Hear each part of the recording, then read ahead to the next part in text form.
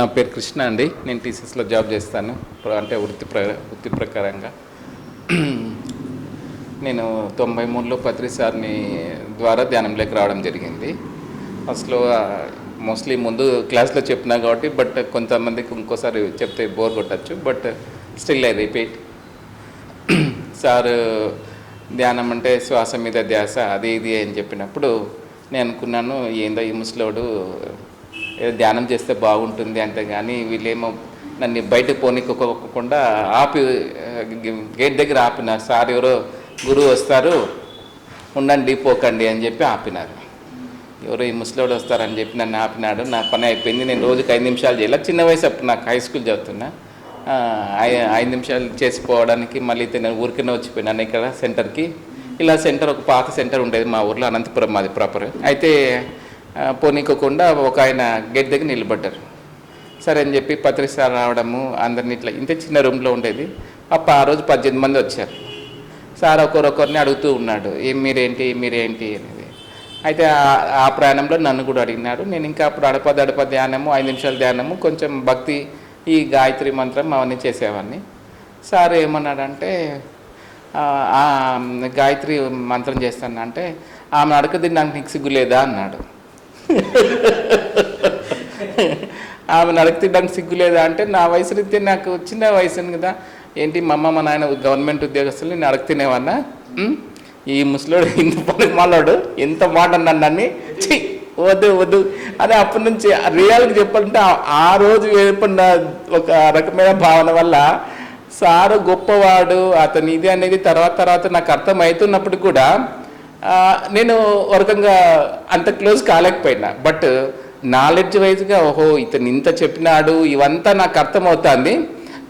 ఎప్పుడైతే ఫస్ట్ అది చెప్తారే, ఫస్ట్ పరిచయమే మంచి బాగా ఉండాలి అనేది, నా పరిచయం ఆ విధంగా చేదుగా జరిగినప్పుడు కూడా సార్ వదిలేసి ఇన్ని రోజులైనా కానీ నేను చెప్పుకుంటానంటే అది తర్వాత ఆత్మానందమైన అనుభూతిని తర్వాత కలిగించింది. అప్పటికి నాకు మనసుకు బాధ కలిగించినప్పటికి కూడా తర్వాత అది ఒక ఆత్మబంధము అంత కఠినంగా అతను నేర్పించినాడని చాలా కాలం తర్వాత నాకు అర్థమైంది.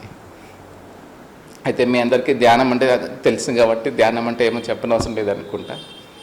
అయితే ఈ ప్రయాణంలో ఎన్నో చెప్పాలంటే కొన్ని వేల అనుభవాలు ఈ ధ్యానంలోకి వచ్చిన తర్వాత. మొదట నేను నిజానికి ధ్యానంలోకి వచ్చింది నా ప్రాపంచికంగా అన్నీ పొందడానికి వచ్చిన. నా దగ్గర ఒక చెడు గుణము, నా వీక్నెస్, నా బలము రెండు అదే. ఏదైనా కావాలంటే కావాలి, అది చెడుదైనా కావాలనుకున్నా పొందాల్సిందే, మంచిదైనా కావాల్సినా పొందాల్సిందే. చిన్నప్పుడు మా అమ్మ పాపము ఈ పౌరాణిక సినిమాలు పిలిచిపోయేది అనమాట. ఈ భక్త ప్రహ్లాద ఇలా రావణాసుడు ఇవన్నీ ఏం చేశారు, వాళ్ళు ఎవరన్నా ఏదన్నా పొందాలనుకుంటే వాళ్ళు ఏం చేసేవాళ్ళంటే పోయి తపస్సు చేసేవాళ్ళు. ఓహో దాంట్లోనే ఉంది, ఆ తపస్సులోనే ఉంది ఇదంతా ఉంది అని అర్థమైంది. ఆ ధ్యానము కొంచెం సేపు చేస్తే ధ్యానం, అదే దాన్నే మనం రోజంతా దాన్నే పరిపూర్ణంగా కఠినంగా చేస్తే తపస్సు. ఆ విధంగా ధ్యానంలోకి వచ్చిన తర్వాత నా నిజం చెప్పాలంటే ప్రాపంచికంగా అన్నీ పొందాను, ఎన్ని కావాలంటే అన్ని పొందాను. జాబ్ కావాలా, సాఫ్ట్వేర్లో జాబ్ వచ్చింది, అబ్రాడ్కి పోవాలా పోయింది. ఇట్లా నేను పొందనిదంటూ లేదు. ఈ మధ్య ఒక 4-5 ఏళ్ళ కాలంలో ఒకసారి ధ్యానానికి పోయినప్పుడు, ధ్యానంలోకి వచ్చినప్పుడు అంటే కొత్త వాళ్ళకైతే ఒక విచిత్రంగా ఉంటుంది, కానీ సాధనలో ఉన్న వాళ్ళం మనందరికి కాబట్టి మనందరికి తెలుసు, మనకు మాస్టర్స్ దేవుళ్ళు అంటాం కదా, వాళ్ళతో కొంచెం కనెక్షన్ అనేది ఏర్పడుతుంది. తర్వాత ఒక రోజు ధ్యానంలో ఉన్నాక అన్నాడు, షిర్డీ సాయిబాబా అన్నాడు, ఎంతకాలం ఇంకా ఈ ప్రాపంచిక విషయాలు అడక్కు తింటావు, కొంచెం బ్రహ్మజ్ఞానం అడుగు అని చెప్పి చెప్పడం జరిగింది. అప్పుడు నిజానికి అతను ఆ సందర్భంలో నాకు బ్రహ్మజ్ఞానం అంటే ఏమీ తెలీదు, బ్రహ్మజ్ఞానం పొందితే ఏమొస్తుందో నాకు తెలీదు, ఏమీ జీరో. ఏదో అతను తిట్టిందని ఇది అడుగు అది అడుగు, ఇంకెంతకాలం అడుగుతావు పెద్ద బిచ్చగాడిలాగా అనుకొని వదిలేసాను. అయితే సరే, బట్ నేనే ముందు నుంచి వాళ్ళు ఏం చెప్తే అది చేయడము, దాన్ని పాటించడం అనేది ముందు నుంచి నాకు అలవాటు అయిపోయింది. దాని తగ్గట్టుగానే ఏమో నాకు ధ్యానంలో కూర్చున్నప్పుడు ముందు ఏదైనా నేను ఏమనుకుంటా అంటే కూర్చుని ఒక నిమిషానికి సంకల్పం అనుకుంటా, లేచే ముందర ఒక నిమిషానికి దాన్ని మళ్ళీ ఇంకోసారి అనుకుంటా. ఏదో బ్రహ్మజ్ఞానం అంట ఆ బ్రహ్మజ్ఞానం అంట ఇట్లా నా గురువు చెప్పినాడు, ఆ బ్రహ్మజ్ఞానాన్ని ఇవ్వు అని అనుకున్నా. ఇది దాదాపు ఒక 4-5 ఏళ్ళు అయింది. 2000లో ఈ విషయం జరిగింది. అప్పటి నుంచి ఆ బ్రహ్మజ్ఞానాన్ని అడుగుతా అంటే ఇప్పుడు అర్థమైంది ఆ బ్రహ్మజ్ఞానం అంటే ఏంటి అసలుకు. అది భక్త ప్రహ్లాద సినిమాలో ఒక శ్లోకం ఉంటుంది, చదువులెల్లా మర్మమెల్లా చదివి తిని అని. ఆ బ్రహ్మజ్ఞానం తెలుసుకుంటే ఇంకా ఏ జ్ఞానం అవసరం లేదు, వేరే జ్ఞానం అవసరం లేకుండా పొందే జ్ఞానమే బ్రహ్మజ్ఞానం. సరే ఆ బ్రహ్మజ్ఞానం వల్ల ఏమైనా వస్తుందా అంటే ఫస్ట్ ప్రాపంచికంగా అంతే ఉంటారు కాబట్టి మనకు ప్రాపంచిక అవసరాలు తీర్చుకున్న తర్వాత అడపదడప కూడా మనము బ్రహ్మజ్ఞానాన్ని అడుగుతూ ఉంటే ఈ ప్రాపంచికంగా విషయాలే కాదు, ఇంకా వేరే లోకాలు వేరే ఇంకా ఎంతో ఉన్నతంగా ఉండేవి కూడా మనం ఆ అవేర్నెస్ ఆ జ్ఞానం అనేది ద్వారా మనం అన్నీ పొందుతాం, మనం స్పృశించగలుగుతాం. దాన్ని పలాంది అని మనకు తెలుస్తూ అర్థమవుతుంది. అట్లా నిజమైన బ్రహ్మజ్ఞానము అనేది మనం స్లోగా అనేది నాకు తెలుసుకోవడం జరిగింది ఈ ప్రయాణంలో. అయితే దానికంటే ముందు ఒక విషయాలు చెప్పుకుంటాం. మనకు ముందుగా తెలిసినట్టు ఏ మనిషికైనా 7 నుంచి 14 ఏళ్ళ వయసులో మనసు అనేది ఏర్పడుతుంది. మనసు, బుద్ధి, ఆత్మ. ప్రతి మనిషిలోనూ దేవుడు ఉంటారంటారు కదా. ప్రతి మనిషిలో ఉన్న దేవుడు ఉండేది ఏంటిది? అది ఆత్మే. ప్రతి మనిషిలో ఉన్న ఆత్మే దైవం. ఓకే, మనం ఏం చేస్తాము, ఆ ఆత్మ మీద బుద్ధి, అదొక లేయర్, పొర. ఆ బుద్ధి మీద మనస్సు. ఎప్పుడైతే మనసుని మనం పూర్తిగా శూన్యం చేయడమో, దాన్ని రకరకాలుగా మాస్టర్లు రకరకాల పదాలు చెప్పారు, మనసుని ఆత్మతో మమేకం చేయడం అని చెప్పడము, మనసుని శూన్యం చేయడం అని, చిత్తవృత్తి నిరోధం, ఇలా రకరకాల పదాలు వాడినప్పటికి కూడా దాన్ని ఐడియల్గా ఒక రకమైన ఒక స్థితిలోకి ఉంచినప్పుడు మనకు ఆత్మతో ఒక అనుసంధానం అనేది ఏర్పడుతుంది. ఆత్మతో అనుసంధానం అనేది ఇది ఎట్లా ఏర్పడుతుంది? మనం ఎంతసేపు ధ్యానం చేస్తే ఏర్పడుతుందంటే రోజుకు 3 గంటలు ఒక్కసారిగా కూర్చున్నప్పుడు తప్పకుండా వాడి బ్యాలెన్స్లో ఎంత ఉన్నప్పుడు కూడా ఈ డోర్ అయితే ఓపెన్ అవుతుంది. వాడు ఎంత కర్మలు ఎంత చుట్టుకొని వాడి బ్యాడ్ బ్యాలెన్స్ ఎంత ఉన్నా కానీ ఈ డోర్ ఓపెన్ అవుతుంది. ఈ డోర్ ఓపెన్ తర్వాత ఈ డోర్లో నుంచి ఎక్కడికైనా పోవచ్చు, మనం ఎక్కడికైనా పోవచ్చు. ఈ డోర్ నుంచి అన్నీ పొందొచ్చు మనం. కాబట్టి మనం ఏం చేయాలంటే ఎప్పుడే కానీ మనకు కావాల్సింది నిజమైన అది మనం అనుకుంటారు. సార్ చాలామంది అంటారు, సార్ నేను చాలా మొండోని, నేను పట్టుకుంటే వదలను. నిజానికి పట్టుకోవాల్సింది ఎవరిని పట్టుకోలేదు కాదు, ఎవరిని అసలు మనం ఎవరిని పట్టుకోకూడదు, ఏది పట్టుకోకూడదు. మనం పట్టుకోవాల్సింది శ్వాసనే పట్టుకునే కొద్దీ నువ్వు అంతా ఈ సమస్త విశ్వమంతా పట్టుకుంటావు. పత్రి సార్ ఒక క్లాస్లో చెప్పింది, ఒకసారి ఈరోజు చెప్పుకుందాం.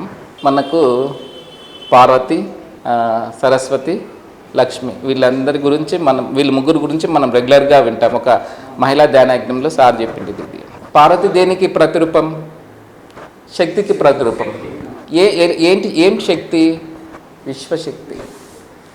శివుడు ధ్యానం చేసి విశ్వశక్తిని పొందినాడు. ఎవరిని పొందినాడు? పార్వతిని పొందినాడు. అంటే ధ్యానం చేసిన ప్రతి ఒక్కడు ఆ శక్తిని పొందొచ్చు. ఇక్కడ శక్తి అంటే భౌతికమైన ఒక మహిళ అని అనుకుంటే పొరపాటు. ఇప్పుడు పార్వతిని పొందడం అంటే ఒక లేడీ ఉంది, పార్వతి ఆమెను పొందడం అని అనుకుంటే మనం ఇంకా ఆడే ఉండిపోయినామని అర్థం. పార్వతి అంటే ఒక స్థితి.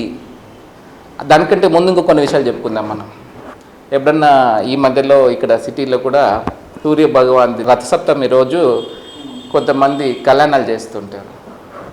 సూర్యునికి 2 భార్యలు, ఉష, సంధ్య అని. ఎప్పుడన్నా పెద్దవాళ్ళు సహజంగా వినే ఉంటారు. ఉష, సంధ్య. ఉష అంటే సంధ్య అంటే 2 ఆడవాళ్ళు ఉన్నారన్న విషయం. పాపం సూర్యదేవునికి 2 భార్యలు అని వాళ్ళ ఫీలింగ్.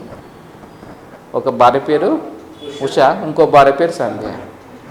నిజానికి అవి భార్యలే కాదు, అవి స్థితి. చాలామంది మనం ఏం చెప్తారు, వినాయకునికి 2 భార్యలు, సిద్ధి, బుద్ధి. భార్యలే వాళ్ళు. మన అజ్ఞానం అంత ఉంటుంది. వాళ్ళను ఒక రకంగా రెఫర్ చేయడానికి మన పౌరాణికంలో ఆ విధంగా చెప్పబడ్డారా, నీకు అర్థం చేసుకోవడానికి, ఒక సగటు మనిషికి అర్థం చేసుకోవడానికి చెప్పిన భావనే తప్ప ఆడి వస్తుంది కదా, ఒక భావనే తప్ప అక్కడ ఎటువంటి భౌతికమైన వినాయకుడు బ్రహ్మచారి అతనికి ఏ సిద్ధి లేదు, బుద్ధి లేదు, సిద్ధత్వాన్ని బుద్ధత్వాన్ని పొందినాడు సాధన ద్వారా. అంతే తప్ప వినాయకునికి ఇద్దరు భార్యలు, ఇప్పుడు సూర్యభగవానికి సంధ్య, ఉషా సంధ్య, ఇవన్నీ స్థితిలే తప్ప ఇది లేదు. ఎందుకు చెప్పబడ్డారు అంటే అతని స్థితి మారుతుంది. అంటే సూర్యుడు అనేది ఒకటి ఉండదు, ప్రతి ఒక్క దానికి స్థితి మారుతూ ఉంటుంది. దానిని ఒక సగటు మనిషికి అర్థం చేసుకోవడానికి చెప్పబడిందే తప్ప ఎటువంటి అంతే అంతే తప్ప మనము దాన్ని ఒక సగటు మనిషికి అర్థం చేయడానికి సూర్యునికి ఇద్దరు భార్యలు ఉషా సంధ్య అని చెప్పారు. కానీ అవి ఉదయం సాయంత్రమే తప్ప ఏ బుద్ధి సిద్ధి బుద్ధి మళ్ళీ ఉన్నారా? సిద్ధి బుద్ధి కూడా స్థుతులు. మనము కూడా ధ్యానం చేస్తే మనం కూడా అవన్నీ పొందొచ్చు. సరే, ఇప్పుడు మళ్ళీ వెనక్కి వద్దాం. ఇప్పుడు శివుడు ధ్యానం చేసినాడు, ఎవరిని పొందినాడు? శక్తిని పొందినాడు. శక్తికి మారు పేరుగా పార్వతి. ఓకే, పార్వతి ధ్యానం చేస్తే ఏమొచ్చింది? మనకు శక్తి వచ్చింది. శక్తి వచ్చిన తర్వాత ఏమొస్తుంది? అంతో ఇంతో జ్ఞానం వస్తుంది. వస్తుందా లేదా? ధ్యానం చేస్తే ఏమొస్తుంది? ఫస్ట్ ఆఫ్ ఆల్ ఆ శక్తి, ఈ ప్రపంచమంతా నడిపించబడేది ఒక విశ్వశక్తే. మనము భూమిని దాటి కొంచెం పైకి వెళ్ళి చూస్తే ఇదంతా ఆ విశ్వశక్తి చేత నడిపించబడతా ఉంది. ఆ ధ్యానం చేస్తే ఏమవుతుందంటే మనం నిద్రలో ఒక రూపాయి తీసుకున్నంత విశ్వశక్తిని ధ్యానం చేసి తీసుకుంటే 3 రూపాయలు ఎంత పొందుతాం. మనం రోజు మళ్ళీ ఇప్పుడు మనము ఎంతటి వ్యక్తికైనా వాడు ఒక 2 రోజులు 3 రోజులు తినుకోకుండా పర్లేదు. ఒక రోజు నిద్రపోకపోకుంటే ఎట్లుంటాడు? పొద్దున్నే వాలిపోయి ఉంటాడు. 2 రోజులు నిద్ర లేకపోతే అయిపోయి, ఇంక 3 రోజులు నిద్ర లేకపోతే ఇంక వాడు సాగు దగ్గుగా ఉంటాడు. అవునా లేదా? అది అనిపిస్తుంది. అవునా? మరి బలం అంటే నిద్రలో ఉందా, మళ్ళీ మనం తినే తిండిలో ఉందా? నిద్రలో ఏం చేస్తాము? ఆత్మ ఆ విశ్వశక్తిని పొందుతుంది. అదే మనం నిద్ర లేకుండా పోతే నువ్వెంత చికెన్ తిను, మటన్ తిను, బలం, నువ్వు ఎంత బలమైన ఫుడ్ అని ఒక మనిషి భావించినది ఎంత తిన్నా కానీ ఎనర్జీ ఉండదు. బాగా నిద్రపోయినా మనకు ఫ్రెష్గా ఉంటాం మనం. అవునా? ఫ్రెష్గా ఉంటాం. ఏమొచ్చినా చూద్దాం చేద్దాం అన్న ఒక ఇది ఉంటుంది. ఏమి?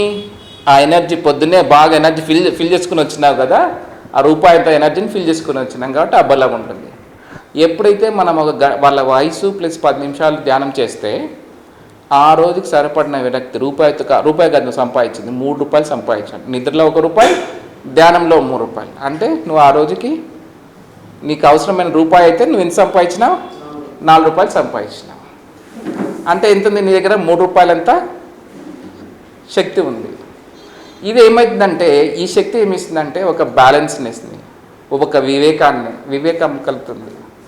ఎప్పుడైతే ఇవన్నీ కలుగుతున్నప్పుడు నువ్వు ఎలా ప్రవర్తించాలి, ఏం మాట్లాడాలి, ఏం చేయాలి అనే ఒక జ్ఞానం, అవగాహన కలుగుతుంది.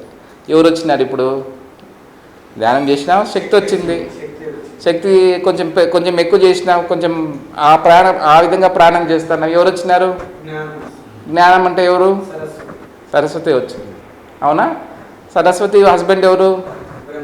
బ్రహ్మ చతుర్ముఖాలు అంటే 4 పక్కల వాడికి, అంటే ఈ 4 రూపాయలు వచ్చింది మనకు. అంటే 4 అంత వివేకం వాడికి, అంటే ధ్యానం చేయని వాడికి ఒకటికి ఉండేంతది 4కి ధ్యానం చేసేవాడికి ఉంది. ఎవరితో కూడుకొని ఉంది? జ్ఞానంతో కూడుకొని. బ్రహ్మ ఎవరితో కూడుకొని ఉంటాడు? సరస్వతితో కూడుకొని ఉంటాడు. అంటే ధ్యానం చేయవల్ల ఎవరు? శివుడి వల్ల మనం ధ్యానం చేస్తే ఏమొచ్చినాం? శివుడిలాగా మనం ధ్యానం చేసినాం, శక్తి వచ్చింది. దాంతో నుంచి ఏమొచ్చింది? కొంచెం ఎక్కువగా ధ్యానం, ఆ ప్రాణంలో పోయినాం. సరస్వతి వచ్చింది. సరస్వతి ఎవరితో కూడుకొని ఉంది? బ్రహ్మతో ఉంది. బ్రహ్మకి ఎన్ని తలలు ఉన్నాయి? 4 తలలు ఉంటాయి. అవునా? అంటే మనం ఒక మనిషితో, అంటే ఒక వ్యక్తికి ఉన్న వివేకానికంటే 4 రెట్లు వివేకం మనకి పెరిగిందా లేదా? ఓకే, నెక్స్ట్ ఏముంది? వివేకం ఉన్నప్పుడు వివేకం ఉన్నప్పుడు ఏమవుతుందంటే ఏది కావాలి ఎట్లా పొందాలి అనే ఒక లౌక్యము కూడా మనకు తెలుస్తుంది. దానివల్ల ఏమవుతుంది, మనకు ఒక డబ్బు ఒక సంపాదన వస్తుంది. ఆ సంపాదన మన దగ్గర పెట్టుకోవడానికి కాదు, అది ఒక జ్ఞానం కానీ ఇది కానీ పంచే కొద్దీ పెరుగుతుంది. డబ్బు కానీ నువ్వు ఎంత తద్వినియోగపరిచినప్పుడు అది నీ దగ్గర రొటేట్ అవుతూ వస్తుంది. నువ్వు ఎప్పుడైతే సద్వినియోగపరచుకోకుండా బందీ చేస్తావో ఎప్పుడెప్పుడు పారిపోదామా వీడు నన్ను బంధించి పెట్టినాడు అని ఎదురు చూస్తూ ఉంటుంది. దాన్ని సేవకే వాడడం. లక్ష్మి అంటే సేవ, పార్వతి అంటే విశ్వశక్తిని పొందితే ఏమొస్తాం మనము, జ్ఞానం వస్తుంది, సరస్వతి వస్తుంది. సరస్వతి ఏం చేస్తుంది, లక్ష్మిని తీసుకుని వస్తుంది. లక్ష్మిని తీసుకొచ్చిన తర్వాత నువ్వు బంధిస్తే ఏమవుతుంది, ఎప్పుడెప్పుడు పోదామా ఎప్పుడెప్పుడు నన్ను తలుపు తీస్తాడే వీడు, నేను పారిపోదామా అని చూస్తూ ఉంటుంది. అదే నువ్వు అవసరమైన వానికి ఇచ్చే కొద్ది వాడినే కొద్ది ఏమవుతుందంటే అది సేవగా మారి తిరిగి వస్తూ ఉంటుంది. ఒక సైకిల్ లాగా నువ్వు అది మంచిదానికి ఖర్చు పెడితే మళ్ళీ వస్తుంది, మంచిదానికి ఖర్చు పెడితే వస్తూ ఉంటుంది. లేదు ఒకసారిగా బయటకు వెళ్ళిపోదామా. కాబట్టి మనం ధ్యానం చేస్తే ఎవరినైనా పొందొచ్చు. ఇది బయట వాళ్ళకి అర్థమవుతుందా అంటే, మనం చెప్తే ధ్యానం చేస్తే ఇన్ని వస్తారా, మనము శివులు అవుతాం, మనము పార్వతి వస్తుంది, బ్రహ్మతో కడుకొని ఉంటాం, వైకుంఠంలో ఉంటాం. వైకుంఠం అంటే లాస్ట్ టైం చెప్పుకున్నాం, గుర్తుందా?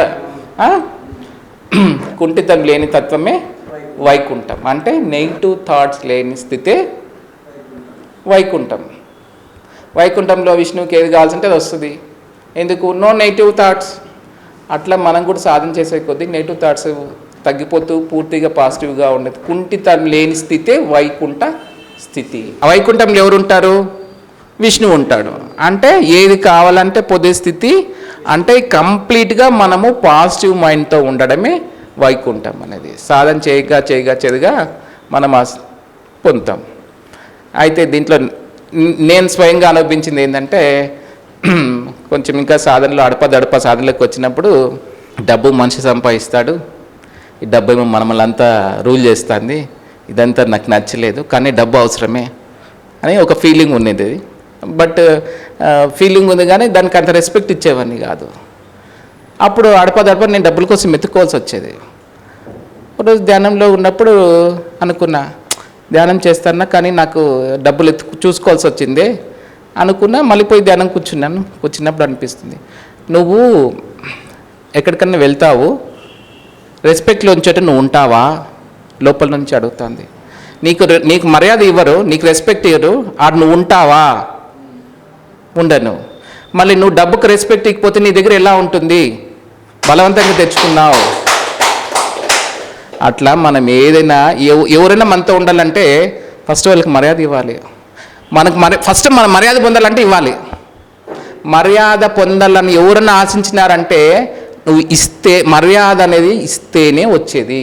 మర్యాద ఇస్తేనే ఆటోమేటిక్గా వాడు, ఇప్పుడు నువ్వు ఎవరికైనా సరే, వాచ్మెన్ అనే బదులు రాంబాబు నీకు నిన్న జ్వరం వచ్చిందే, బాగుందా ఇప్పుడు అంటే, సార్ బాగుంది సార్ అంటే వాడు అట్లా మనం ఏదే కానీ మనము మర్యాదతోనే. ఇప్పుడు ఒక మనిషికి డబ్బున్నా లేకపోయినా అంతో ఇంతో ఒక వివేకం ఉన్నవాడు మర్యాద ఇక్కడి నుంచి ఇస్తాడంటే వాని ప్రవర్తన బట్టి ఇస్తాడు, అవునా లేదా?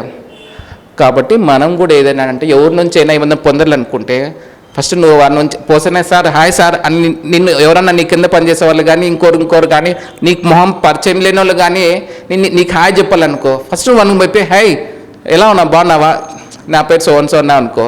రెండో రోజు నువ్వు వాడు నేను పలకరిస్తాడు. నువ్వు 3 రోజులు చేయి. ఇది నేను ప్రాక్టికల్గా చాలాసార్లు చేసి చూస్తాంటాను.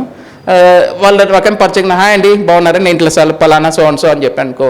4వ రోజు పోయినామనుకో 100% వాళ్ళు హాయ్ సార్ రండి సార్ ఆటోమేటిక్గా వస్తుంది. అంతే. ఎప్పుడే కానీ మర్యాద కానీ ఇదే కానీ ఇస్తే వస్తుంది. అట్లా నేను డబ్బు కోసం ఎదురు చూసుకున్నా అంటే ఇక్కడ నేను డబ్బు కంటే నేను విలువ ఇవ్వలేదు, అందుకు నా దగ్గర నుంచి పోతుంది అది. నిజానికి ఆ రోజు నేను ధ్యానంలో నాకు నువ్వు మర్యాదకపోతే ఎట్లా ఉంటుంది అని చెప్పిన తర్వాత కరెక్ట్ కదా అని చెప్పి దాని మీద గమనించడం మొదలుపెట్టిన. అప్పటి నుంచి నేను చాలా రెస్పెక్ట్గా, అమ్మ నువ్వు శక్తివి, నువ్వు శక్తి వల్ల వచ్చిన దానివి నువ్వు, కాబట్టి నీకు మర్యాద ఇవ్వాల్సిందే అని అప్పటి నుంచి. అంతేకాదు మనం ఒక రూపాయి కూడా ఎంత బాధ్యతాయుతంగా ఖర్చు పెడితే అంత ఇదిగా మన దగ్గర ఉంటుంది. నువ్వు ఎంత అవసరమైన చోట లగ్జరీగా ఖర్చు పెట్టడం కాదు, అవసరానికి ఖర్చు పెట్టాలి. చాలామంది నన్ను ఆఫీస్లోను మా రిలేటివ్స్లో నన్ను చాలామంది పిసినారి ఒక కంజ్యూస్గా అనుకుంటారు. But I don't feel it. Wear ever it is required definitely I will spend. నాకు తెలియని వాళ్ళకి కూడా నేను ఇచ్చేసేస్తా. అర్హత ఉందా, ఆడ మనం డబ్బులు ఇవ్వడానికి వాళ్ళకి అవసరం ఉందా అనిపిస్తే కంపల్సరీగా ఇచ్చేయాలి. మనము దీనికంటే ముందు కొంచెం ఇంకోటి చేసుకోండి. ఇప్పుడు ప్రాపంచికంగా మనం అంతా ఉన్నాం, బంధాలు బంధుత్వాలు అన్నీ ఉన్నాయా లేదా? సమాజంలో తర్వాత ఉన్నాయి కదా. ఇవన్నీ మనకు ఎంత బంధమైనా ఒకసారి బాధిస్తూ ఉంటుంది. అవునా? భార్య అయినా తల్లి అయినా బాధిస్తుందా లేదా? ఒక ఫ్రెండ్ అయినా. మనం మెయింటైన్ చేయాల్సింది ఈ బంధాలు కాదు. మనం మెయింటైన్ చేసిన ఒక సాధకుడు చేయాల్సిన బంధాలకి సాధకుడికి 6 బంధాలు అవసరం. తల్లి, తండ్రి, సోదరుడు, స్నేహితుడు, భార్య, సంతానం. భౌతికమైనవి కాదు. తల్లి, ఆత్మ తల్లి. ఏ మనిషికైనా ఎవరు తల్లి అంటే ఆత్మ. ఆత్మ అనేది మారనిది. ఆత్మే సత్యము. సత్యం అనేది మారని దాన్నే సత్యము అంటారు. అంటే నేను ఆత్మస్వరూపము అనేది అది ఎరుకగా ఉండడం. తండ్రి అంటే జ్ఞానం. తండ్రి అంటే జ్ఞానం. ఓకే. సోదరుడు అంటే ధర్మం. ఇప్పుడు ఇందాక మనం సందర్భంలో వచ్చినా చెప్పుకున్నాం, అవసరమైనప్పుడు అక్కడ డబ్బులు ఇచ్చినా అనుకోండి నేను ధర్మాన్ని పాటించినట్టు అవుతుంది. అంటే నేను అప్పుడు నాకు కూడా ఏదైనా అవసరం పడినప్పుడు ఒక సోదర రూపంలో నేను కూడా ఆ సహాయాన్ని పొందుతాను. మనం అలవాటు చేసుకున్న బంధాలు, ఈ 6 బంధాలు నేనేవి చెప్పాను అవన్నీ గుణాలు. ఇది మనం సత్యం అనే ఒక ఎరుకతో ఉన్న గుణం. ఓకే. జ్ఞానం. సోదరుడు అంటే ధర్మమే సోదరుడు. నువ్వు ధర్మాన్ని పట్టించినావు అనుకో, నీకు ఏ తోబుట్టు లేకపోయినా కానీ తోబుట్టు ఉన్నట్టే. ఈ ప్రకృతి ఇచ్చే తోబుట్టువు. నేచర్ లాస్ ఉంటాయి. నేచర్ లా ప్రకారం వీళ్ళే నిజమైన బంధాలు, మనిషికి ఉండాల్సిన బంధాలు. ఏంటి? ఆత్మ తల్లి, జ్ఞానం తండ్రి, ధర్మం సోదరుడు, దానగుణం స్నేహితుడు, శాంతి భార్య అంటే జీవిత భాగస్వామి అంటే స్పౌజ్, తర్వాత ఓర్పు సంతానం. మనకి 5 గుణాలు ఉంటే ఈ 5 బంధాలు సదా మనతో ఉంటాయి. నిజమైన నా కొడుకుతో సమస్య, నా హస్బెండ్తో సమస్య, ఇవన్నీ ఎవరికన్నా మనం ఏదో ఒక రోజు ఏదో ఒక క్షణంలో ఎంతటి వాడైనా ఫీల్ అవుతాడు, నా ఫ్రెండ్ ఇట్లా చేసినాడు. ఈ గుణాలనే మనం పొందున్నామనుకో, ఆ ప్రకృతి ఏం చేస్తుందంటే నువ్వు ఎప్పుడో ఒక చోట ఆ ధర్మాన్ని పాటించడం, ఎక్కడో ఒక చోట నువ్వు దానం చేసి ఉండడం, ఎక్కడో చోట నువ్వు ఓపుగా ఉండడం, ఎక్కడో చోట నువ్వు ఇవన్నీ చేసినప్పుడు ఇవన్నీ స్వయంగా నేను అనుభవించి చెప్పినట్టువి. ఈ నిజమైన ఈ 6 బంధాలు 6 మనుషులు కాదు, 6 గుణాలను మనం అలపరుచుకుంటే ఈ 6ని మనం నేర్చుకొని జీవితంలో మనము ఇంప్లిమెంట్ చేస్తే 100% ఇవి మన సత్శరీరంగా ఉన్నంత వరకు మనల్ని ఉంటాయి. ఈ బంధాలు ఉంటాయి, ఉండాలి. ఆ బంధాలు కాదు, మనం ప్రాపంచిక అనుకునే బంధాలు కాదు. ఒక మనిషి సాధనలోకి వచ్చిన తర్వాత ఉండాల్సిన ఈ 6 బంధాలు, ఇవి నిజమైన ఒక సాధకుడికి ఉండవలసిన బంధాలు. ఏం సార్ మనం ధ్యానంలోకి వచ్చినాం, ఈ బంధాల గురించి చెప్తున్నాం. ప్రాపంచిక బంధాలు కాదు, ఆత్మకు మన ఆత్మ ప్రయాణంలో ఆత్మ సాధనలో ఈ 6 గుణాలను మనం అలవర్చుకున్నావు అనుకో, నువ్వు ఎక్కడికి పోయినా నీకు ఏదో ఒక బంధం ద్వారా నువ్వు నెగ్గుకు రాగలవు. ఇది నేను 100 సార్లు అనుభవించిన, ఒక్కసారి కాదు. మేము 2016లో కెండాకి వెళ్ళాం. నాకు ఎవ్వరూ తెలియదు కెండాలో. మేము దిగినగానే ఫుల్ మంచు తుఫాను. అక్కడ ఒక తెలుగైన ఒక అప్పటికతనికి 60 ఏళ్ళు వచ్చి నేను మా ఆవిడతో మాట్లాడుతూ ఉన్నా, అతను వెనుక కూర్చున్నాడంట. తెలియవాళ్ళ సార్ మీరు అన్నాడు. అవును అంటే క్యాబ్ బుక్ చేసినాము కావడం లేదు అంట. ఎక్కడ ఏమి అన్నాడు. అతని కార్లోనే మమ్మల్ని మేము బుక్ చేసుకున్న హోటల్కి దింపాడు. అంటే చెప్తున్నాను, నాకు ఏమి తెలియదు. ఆ క్షణమే ఆ కంట్రీలో 7 సముద్రాలు దాటిపోయినమాట. ఇట్లాంటివి అక్కడ నేను చెప్పేది కెండాలోనే కాదు, నా నిజ జీవితంలో ఒక 100 అసలు లెక్కలేని సార్లు దీన్ని పొందాను. ఇంకొక పెద్ద ఆయన బాగా రిచ్ అయిన ఇది రియల్గా జరిగింది. అపోలో హాస్పిటల్లో వాళ్ళకి ఎవరికో బాగలేకుంటే వచ్చాడు, చూపించుకున్నాడు, బిల్లులు అన్నీ మెడిసిన్స్ అన్నీ తీసుకొని వెళ్తున్నాడు. అతను క్యాష్ తెచ్చుకున్నాడు, పాపం కార్డు గిడ్డ ఏం లేదు, పెద్ద ఆయన కార్డులో ఇంకా అలవాట్లేదు. ఏం చేశాడు, 3,000 ఏదో మందులైంది తీసుకున్నాడు, 3,000 కట్టేశాడు బిల్లు. అతని దగ్గర చిల్లి గవ్వలేదు. అతను ఇంకా వెళ్ళినాడు, మందులు తీసుకుని నా ముందరే వెళ్ళిపోయాడు, లైన్లో నా ముందరే ఉన్నాడు, మందులు తీసుకుని వెళ్ళిపోయాడు. వెళ్ళిపోయిన తర్వాత, బాబు ఆడ కార్ పార్కింగ్ అతను 20 రూపాయలు అడుగుతున్నాడు, నా దగ్గర లేవు, ఉండేదంతా నీకే ఇచ్చినాను, నాకు కార్ పార్కింగ్కి 20 రూపాయలు కావాలా బాబు అని ఆ మెడికల్ షాప్ని అతను అడుగుతున్నాడు. సార్ నేను జాబ్ చేసేవాడిని ఇక్కడ, నేను ఎన్ని కిచ్చి తీసుకోవాలంటే అదంతా ప్రాసెస్, మళ్ళీ దాన్నంతా అప్రూవల్ అంతా కావాలి, నేనేం చేయలేను సార్, మీరు వెళ్ళండి అని అన్నాడు. అతని ఫేస్ ఈరోజు కూడా నేను చూడలేదు, పర్లేదని నా దగ్గర ఉన్న 20 రూపాయలు ఇట్లా పక్కకు జరిపాను, తీసుకోండి సార్ పర్లేదు చెప్తున్నా. అట్లా ఏదైనా మనం ఆ 20 రూపాయలు ఏం పెద్ద మహాభాగ్యం కాదు. ఏదైనా మనము ఆడ ధర్మం ప్రకారంగా మనం చేయాల్సింది అంటే మనం చేయాల్సిన డ్యూటీ. ఒక తండ్రిగా, ఒక కొడుకుగా, భర్తగా ఎన్నో డ్యూటీస్ ఉంటాయి మన ధర్మాలు. అవన్నీ మనము ప్రాపంచికంగానూ చేయాలి, సామాజిక ప్రకారంగానూ చేయాలి, ఆధ్యాత్మికంగానూ చేయాలి. ఆధ్యాత్మికంగా చేస్తాం, సాధనలోకి వచ్చిన తర్వాత నలుగురికి మనకు తెలిసిన విషయాలు చెప్పడం, మళ్ళీ నలుగురు చెప్పండి మనం వినడం కూడా ఒక రకమైన ధర్మం, మన డ్యూటీ. కాబట్టి ఈ బంధాలను మనము ఎప్పుడు అలవర్చుకోవాలి. ఈ ధర్మాలు ఇది నేను 100 సార్లు ఖచ్చితంగా చెప్పగలను. ఇవి పాటించే కొద్దీ జీవితం ఎంత హాయిగా ఉంటుందంటే, ఇవి మన బ్లడ్ రిలేషన్తోనో మనం ఏర్పరచుకుంటే వచ్చిన బంధాలు ఇవి కాదు. ఇవి మనము ప్రకృతిబద్ధంగా మనం ఉన్నప్పుడు ఈ 6 గుణాలను అలవర్చి పెట్టుకున్నప్పుడు ప్రకృతి పంపించే రిలేషన్స్ ఇవి. ఇలా ఈ మా ఆధ్యాత్మిక ప్రయాణంలో ఫస్ట్ ముందు నుంచి నాకు ఎలా ఉండేదంటే, నాకు కొంచెం మెమరీలో ఒక మొండి మనిషిలాగా ఉండేది. ఏది నేను అనుకుంది చేయాలా, నేను అనుకుంది పొందాలా, అది చెడుదైనా సరే, చెడుదైనా ఒకసారి నేను ధ్యానంలోకి వచ్చినప్పుడు ఏదనుకుంటే అది పొందాం కదా అని ఒక చెడుది కూడా అనుకున్నా. అది చెప్పలేని చెడుది కాబట్టి అనుకున్నా, అది కూడా జరిగింది. ఎవరికో కాదు, నా ఫ్రెండ్కే చేశాను, చెడు చేశాను.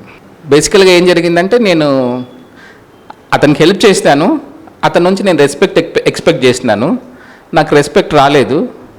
Expectation is equal to pain. Okay, నేను అతని నుంచి గౌరవాన్ని ఎక్స్పెక్ట్ చేసినాను, నా గౌరవాన్ని అతను ఎంతో ఇచ్చినాడు, నాకు నా ఈగో సాటిస్ఫాక్షన్ కాలేదు, ఆ రెస్పెక్ట్ నాకు తృప్తిని ఇవ్వలేదు. నేను ఫోన్ చేస్తే ఎత్తలేదు, నాకు ధ్యానం కూర్చునే టైం అయింది, నేను ధ్యానం కూర్చున్నాను. ఆ కోపం వచ్చింది, ఆ కోపంలో నేను ఏదో అనుకున్నా ఇంక మర్చిపోయినాను, అయిపోయింది, ఐఎమ్ డన్. కొన్ని రోజుల కాలం తర్వాత నేను పలానా దాంతో సఫర్ అవుతున్నానని చెప్పాడు. అప్పుడు నాకు అర్థమైంది, ఏదైతే నేను ఆ రోజు అనుకున్నానో నాకు అప్పటి వరకు తిరిగి అదేదో చెప్తారే, బాణం వేయడమే తెలుసు, తీసుకోవడం తెలియదు అని. అయితే తర్వాత నేను ఓ రోజు సైలెన్స్గా నేను ఒక్కనే ఉన్నప్పుడు నా గురువుకి చెప్పాను, ఇదేమో నాకు తెలియదు, నాకున్న కోపంతో అనేసాను, ఇంకోసారి ఎప్పుడైనా నీ పని చేయకూడదు, ఇదంతా ట్రాష్ వేస్ట్ చేసినాను, నన్ను నేను కరెక్ట్ చేసుకుంటున్నా, ఇంకోసారి ఎవరికి చేయను, వదిలేయాలి అంతే తప్ప దాన్ని నేను రివెంజ్ లాగా తీసుకోకూడదు.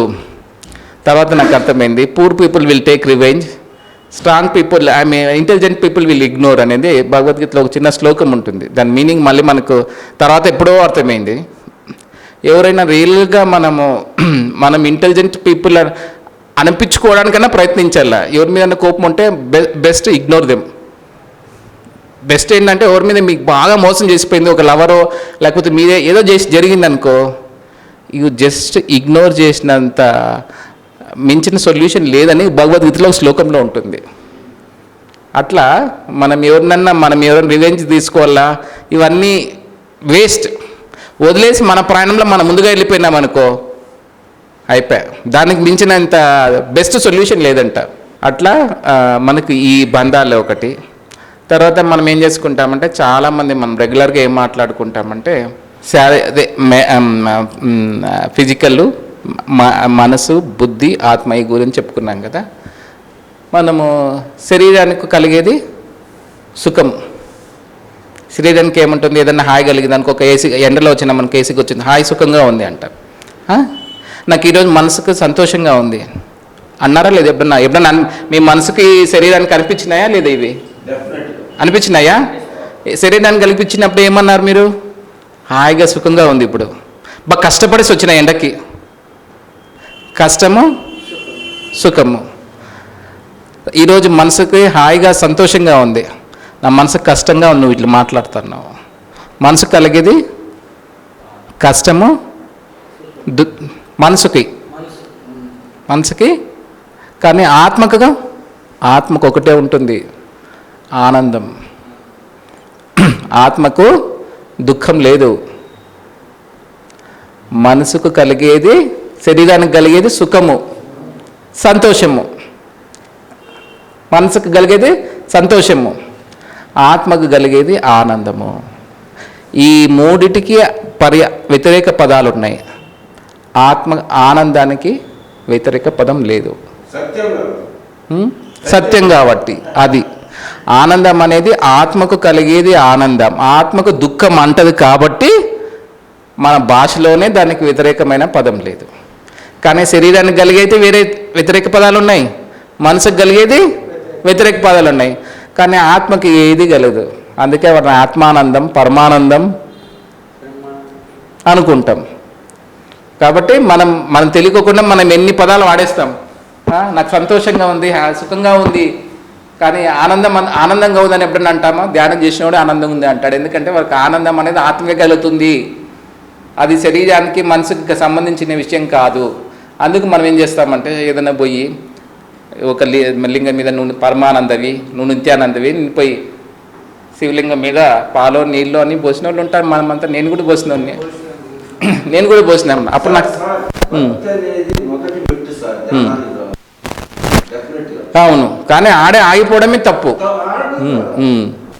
మా అనుభవాలంటే సార్ యాక్చువల్గా చెప్పాలంటే ప్రాపంచికంగా అంతులేని అనుభవాలను పొందినాను. ఎంత అంటే ఒక నిజం దిక్కులు అసలు వేలలో నాకు అనుభవం ఏంటంటే నేను ప్రాపంచిక అనుభవాలు చెప్తాను, తర్వాత ఆధ్యాత్మిక అనుభవాలు కూడా పంచుకుందాం. 2009లో మా mother government teacher, she's గెస్టెడ్ officer, she's good, retired అయిపోయింది. మా మదర్ ఏం చేసిందంటే మా వదిన బాడీ పెయిన్స్ అంటే ఒక టాబ్లెట్ స్ట్రిప్ తెచ్చిచ్చింది. ఓ రోజు వేసుకుంది, హాయిగా బాగా నిద్రపోయింది, బాడీ పెయిన్స్ లేవు, ఏమీ లేవు. ఆమెకు అది హాయిగా అనిపించి ఏం చేసుకుంది, వరుసగా వారం రోజులు ఆ పెయిన్ కిల్లర్ వేసుకుంది. పెయిన్ కిల్లర్ అనేది ఏమవుతుందంటే బాడీలో ఏ పార్ట్ వీక్గా ఉంటుందో దానిపై అటాక్ చేసేస్తుంది.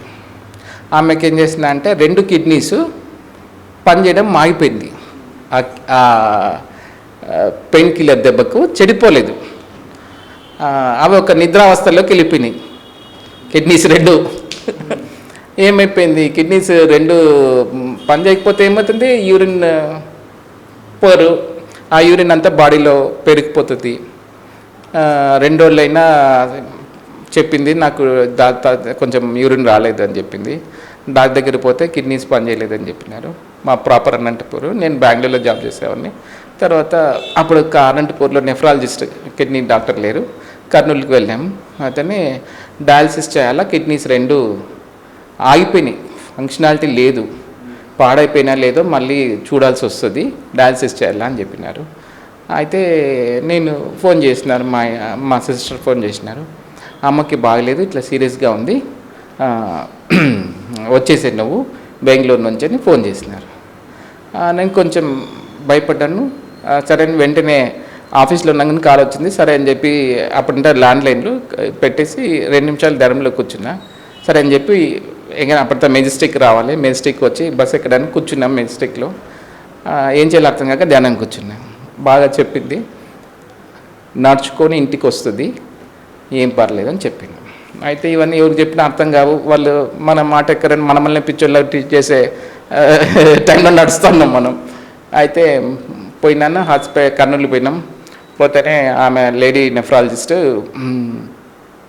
అప్పటికే ట్రై చేసినారు, మా మదర్ బాడీ కోఆపరేట్ చేయలేదు, డయాలసిస్ చేయలేదు, మళ్ళీ రూమ్లోకి వచ్చేసారు. నేను అప్పుడే వెళ్ళినా అడిగితే ఇప్పుడే అయిందండి, మీ మదర్ బాడీ కోఆపరేట్ చేయడంలో ఏజ్ కదా, కోఆపరేట్ చేయడం లేదంటే మేడం ఏమనుకోకండి ఇంకోసారి ప్రయత్నించండి అని చెప్పేసి, అంటే మీరేం తమాషా చేస్తారా ఇప్పుడే అయింది అంటే, లేదు మేడం ప్లీజ్ అని ఆమె రిక్వెస్ట్ చేసుకొని పోయేటప్పుడు ధ్యానం చేసి పట్టుకుంటే బాగా చేయి పట్టుకొని ధ్యానం చేసిన సిగ్నల్ వచ్చింది, బాగా తెలుస్తుంది సిగ్నల్ వచ్చింది. సరే అని చెప్పేసి పోతే ఏం ఇబ్బంది లేకుండా ఆ తొడకి ఇట్లా పెడతారు నరాలకి ఇట్లా, అది ఏమి అంతవరకు షివరింగ్ వచ్చింది ఆవిడకి, ఏం కాకుండా పెట్టినారు. డయాలసిస్ అయిపోయింది, ఒక 3-4 డయాలసిస్ అయినాయి. మళ్ళీ ఇంటికి అంబులెన్స్లో మా ఊరికి తీసుకొచ్చినాం. ఇంకా ఇల్లు కనపడతానగానే అంబులెన్స్లోనే ఉన్నా.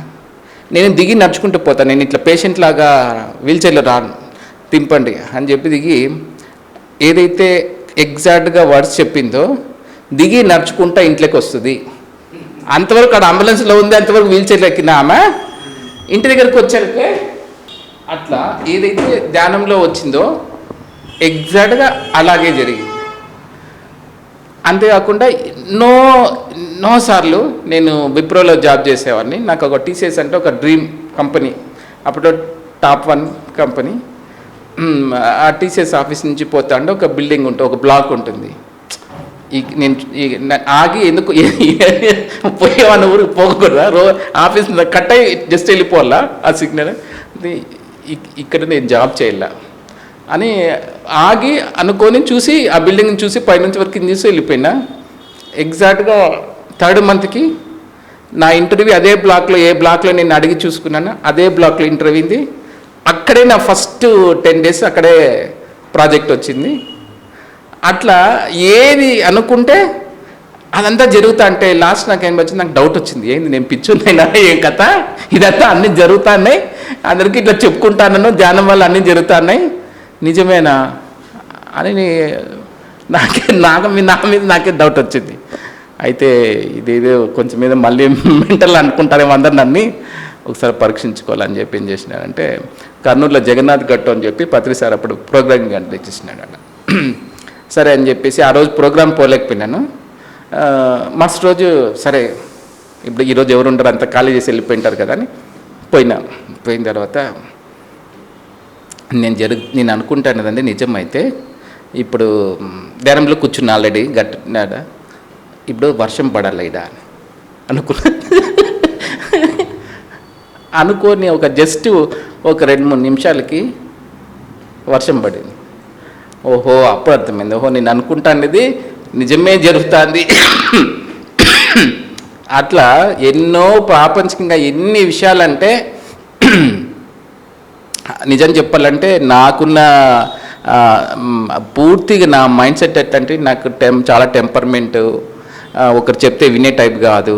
అక్కడి నుంచి ఇప్పుడు నన్ను నేను చూసుకుంటే అసలు ఆ పర్సన్ అప్పటికి నాకు ఇప్పటికి చాలా చాలా ఇది ఒక మాట ఎంత ఎక్కువగా మాట్లాడినా ఎప్పుడన్నా పొరపాటున కూడా ఎక్కువగా మాట్లాడతాను నాకు అర్థమైపోతుంది, ఓహో ఈరోజు ఎక్కువగా ఈ పదం ఎక్కువగా అన్నా అంత నన్ను నేను మెయిన్గా మనం అందరూ చాలామంది అనుకుంటారు ధ్యానం అంటే ఇది లాజిక్ మ్యాజిక్, అసలు ధ్యానం అంటే లాజిక్ లేదు మ్యాజిక్ లేదు ఏం లేదు. ధ్యానం అంటే క్లీనింగ్, జస్ట్ క్లీనింగ్. మనం రోజు బ్రష్ చేసుకుంటున్నాం, బ్రష్ చేసుకోకుండా తింటామా? జ్వరం వచ్చింది బ్రష్ చేసుకోకుండా తింటారా? ఇంట్లో ఎవరో దుకాణం బంద్ చేసినారు, శరీరం వదిలేసి వెళ్ళిపోయినారు, తాపం చేసి వచ్చాం, బ్రష్ చేసుకొని తింటామా? ఏది ఏమైనా బ్రష్ చేసుకునే తింటాం, అవునా లేదా? అంటే ఒక జస్ట్ భౌతికంగా ఉన్న దాన్నే క్లీన్ చేయండి మనం తినం. ఇంత భౌతికనాన్ని ఇంత లాజిక్ లోపల మ్యాజిక్లు ఎంతో ఉన్నాయి శరీరంలో, దీన్ని అన్ని నడిపిస్తూ ఉండేది ఎవరు? ఆత్మ. ఆత్మ ఉంటేనే మనం ఉన్నట్టు. మరి దాన్ని ఏ రోజైనా మనం క్లీన్ చేసుకున్నామా? ఈ ఆత్మను మనం ఇంత భౌతికంగా ఉన్న బ్రష్ని ఈ ఎంతకాలం ఉంటాయి ఇప్పుడు అందరికీ 50 ఏళ్ళకే పళ్ళు ఊడిపోయి పెట్టుడు పళ్ళు వస్తున్న కాలంలో దానిని మనం రోజు బ్రష్ చేయకుండా తిన్నాం, అవునా? ఓన్లీ ఇదే ఇంకా మళ్ళీ స్నానం దీనికి ఈ భౌతికంగా ఇంత మార్పు జరుగుతుందనే మనం ఇంత మెయింటైన్ చేసుకుంటున్నాం, దీన్నంతా నడిపిస్తాన లోపల ఒక సాఫ్ట్వేర్ ఉంది, అవునా లేదా? ఇదంతా హార్డ్వేరు, దీన్ని నడిపించే సాఫ్ట్వేరు ఆత్మ. ఆ ఆత్మను మనం ల్యాప్టాప్ని మనం ఫార్మాట్ చేసుకుంటాం, అవునా? 3 నెలలకోసారి 6 నెలలకోసారి ఫార్మాట్ చేస్తే నా సిస్టమ్ ఫార్మాటింగ్ స్పీడ్గా ఉంది అన్నారా మీరు ఎప్పుడన్నా? అనేందా లేదా? మరి తుక్కలో ల్యాప్టాప్కి 3 నెలలకోసారి 6 నెలలకోసారి క్లీన్ చేసుకుంటా ఉంటే మళ్ళీ ఈ సమస్తం మనం బయటకు వచ్చినప్పటి నుంచి ఇప్పటి వరకు రన్ అవుతున్న ఈ హార్డ్వేర్ని నడిపిస్తున్న ఆ సాఫ్ట్వేర్ని ఎన్నిసార్లు మనం ఫార్మాట్ చేసినాం? ఆ ఫార్మాటింగే ధ్యానం. ధ్యానం అంటే ఏంది లేదు, మనల్ని క్లీన్ చేసుకోవడం, అవసరం లేని వదిలేసుకోవడం. చెప్పండి సార్. అవును అవును, ఎప్పుడైతే అవును సరైన స్థితికి ఎట్లా వస్తామో ధ్యానం చేయడం వల్ల కుదిరిపోయినా అయినా ఏమైనా లేకపోయినా ధ్యానం చేసింది. మీరు మా మదర్ బాడీ వికేట్ చేసిన రోజు కూడా నేను ధ్యానం చేసిన. అంటే ఈ రోజులో ఇన్నేళ్ళలో నాకు సార్ పరిచయం అయిన 93లో పరిచయం అయినప్పటి నుంచి నేను ఏ రోజు ధ్యానాన్ని స్కిప్ చేయలే. మా మదర్ ఒకే బాడీ వికేట్ చేసిన రోజు కూడా నేను ధ్యానం చేసినానంటే ఎంత సిన్సియర్గా నేను ధ్యానాన్ని ఉండిస్తాను. అంటే కాన్సన్ట్రేషన్ అంటే కుదరడం, ఇటు కుదిరిందా లేదా, రోజు నా పని నేను చేయాలి, కుదిరిపోయినా. నేను చాలా కాలము అనుకున్నా ఈ ప్రయాణంలో నాకు చాలా రోజులు కుదరలే కదా, అయినా చేస్తానన్ను. కుదరకపోయినా చేయడం అనేది ఆ ఇచ్చే ఫలితం ఉంటుంది సార్, అది వేరే లెవెల్ సార్. అదే సార్ ధ్యానం అంటే క్లీనింగ్. మనం ఈరోజు కుదిరిపోయినా ఇప్పుడు ఈ ఇల్లు ఉంది, ఓకే, మనం చెప్పుకున్నట్టు 7 నుంచి 14 ఏళ్ళకి మనసు అనేది ఏర్పడింది, మనం ఏ రోజు క్లీన్ చేయలేదు. దాదాపు ఇప్పుడు 50 ఏళ్ళకి సపోజ్ ఉదాహరణకు 45 ఏళ్ళకి వచ్చినాను. 40 ఏళ్ళు అంటే 7 నుంచి 14 ఏళ్ళ నుంచి 45 తీసేస్తే 8 ఏళ్ళు 30 ఏళ్ళు అనుకోండి. 30 ఏళ్ళల్లో నువ్వు క్లీన్ చేయకపోతే ఆ ఇల్లు ఎంత క్లీన్ చేస్తే ఆ ఇల్లు నార్మల్కి వస్తుంది. ఎప్పుడైనా అనుకోండి ధ్యానం చేస్తానంటే ఏదో నేను అద్భుతం చేస్తానని, ప్రపంచాన్ని జయిస్తానో ఏం లేదు. నువ్వు ధ్యానం చేస్తానంటే క్లీన్ చేసుకుంటాను, నీ లోపల ఉన్న ప్రపంచాన్ని ఆటోమేటిక్గా నువ్వు జయిస్తావు. ధ్యానం అంటే లాజిక్ మ్యాజిక్ ఏం లేదు, నీ లోపల ఉంది. ఈ శరీరం పంచభూతాలతో మన భూమిలో నుంచి వచ్చింది. ఓకే, నువ్వు దీన్ని ఎంత క్లీన్ చేసుకుంటున్నావు, దీని లోపల ఉన్న సాఫ్ట్వేర్ అయిన ఆత్మను కూడా అంతే క్లీన్ చేసుకునే కొద్దీ ఇది ఒక అద్భుతంగా నువ్వు ఏం చెప్తే అది జరిగేంత స్థితికి వస్తాం మనం. కాబట్టి మనం క్రమం తప్పకుండా కుదరకపోయినా ధ్యానం చేస్తూ ఉండాలి. చేస్తూ ఉంటే నువ్వు ఎంతదైనా. అంతేకాదు, చేసిన తర్వాత అసలు నాకు నేను రఫ్ అండ్ టఫ్గా ఉంటుంది. ఎట్లా తెలియదు, మాట్లాడాలంటే భయము. ఎవరు నన్ను తిడితే వాడిని మీద భయమున్నా లేకపోయినా తిట్టేసేయాల. ఇప్పుడు అవన్నీ లేదు, అవన్నీ కొంచెం వచ్చేసినాయి. ఏం లేదు, ఆ వివేకము, ఆ లౌక్యము, అవన్నీ ఎవరో వచ్చి మనలో ఏమి ఇంజెక్ట్ చేయరు. ఆల్రెడీ అన్ని లోపల ఉండేటివే. మనమంతా ఆల్రెడీ మీరు కూడా వేరే క్లాసులలో వినవచ్చు. ఫస్ట్ మనం రాయి ఖనిజ సామ్రాజ్యం. ఖనిజ సామ్రాజ్యం అంటే రాయి, రప్ప, ఈ రాళ్ళలోనే రకరకాల మంచి రాళ్ళు, అవునా? తర్వాత వృక్ష సామ్రాజ్యం, మంచి చెట్లు. మన ఆత్మ అక్కడి నుంచి మొదలై ఉంటుంది. ఖనిజ సామ్రాజ్యంతో నుంచి వృక్ష సామ్రాజ్యంలో నుంచి జంతు సామ్రాజ్యంలో నుంచి మానవ సామ్రాజ్యం. మానవ సామ్రాజ్యం ఫస్ట్ టైం మానవుగా పుట్టిన వెంటనే నువ్వు ధ్యానంలోకి వస్తావా? రామ్. ఒక ఖనిజ సామ్రాజ్యంలోనే కొన్ని 100,000 జన్మలు వెళ్ళిపోతాయి. వృక్ష సామ్రాజ్యం 100,000 జన్మలు. జంతు సామ్రాజ్యం నక్క, అన్నీ, అది ఏనుగు, అన్నీ అయిపోతుంది. మానవ సామ్రాజ్యంలో శేషవాత్మ. విన్నారా ఈ పేరు? శేషవాత్మ అంటే బాలుని కంటే పసిబాలుడు అంటాం కదా, పసిబాలుడు శేషవాత్మ. బాలాత్మ, ప్రౌఢాత్మ, యవ్వనాత్మ, వృద్ధాత్మ, తపో ఆత్మ, పరమాత్మ. ఈ ఒక్కొక్క ఆత్మస్థితిలోనే కొన్ని వందల జన్మలు మనము తీసుకుంటాం. ఇందాక మనం చెప్పుకున్నట్టు మళ్ళీ కొంచెం వెనక్కిపోతే ఆ వృద్ధాత్మ జన్మ నుంచి తపో ఆత్మకు వస్తుంది చూసా. మనమంతా తపో ఆత్మకు వచ్చిన వాళ్ళం కాబట్టి ధ్యానం అనే ఆ వాసనలో మనకన్నీ అంటుకున్నాయి. కాబట్టి మనము ఇప్పుడే మనమేమి పిందెలం కాదు, బాగా ముదుటెంకలం. మనం బాగా ముదుటెంకలు ఏమంటే మనకు తెలీదు. ఎన్నో జన్మలు అయిపోయి ఇప్పుడు వృద్ధాత్మ జన్మకు వచ్చాక ఆ ధ్యానం వింటాం. ధ్యానం ఏం జరుగుతుంది? తపో ఆత్మ చేస్తాం, కొన్ని జన్మలు ధ్యానం చేస్తాం, సాధన చేస్తాం. ధ్యానం చేయడానికే ఆ జన్మలు ఏం చేస్తాం? ధ్యానం చేయడానికే జన్మలు తీసుకుంటాం.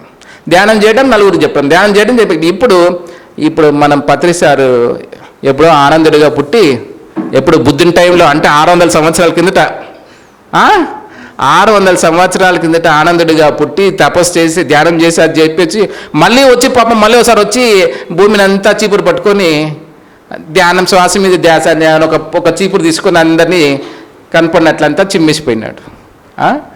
అట్లా ఇప్పుడు సారు ఇప్పుడు బుద్ధిని టైంలోనే సారు తపో ఆత్మ నుంచి పరమాత్మ స్థితికి వెళ్ళిపోయిన మహానుభావుడు.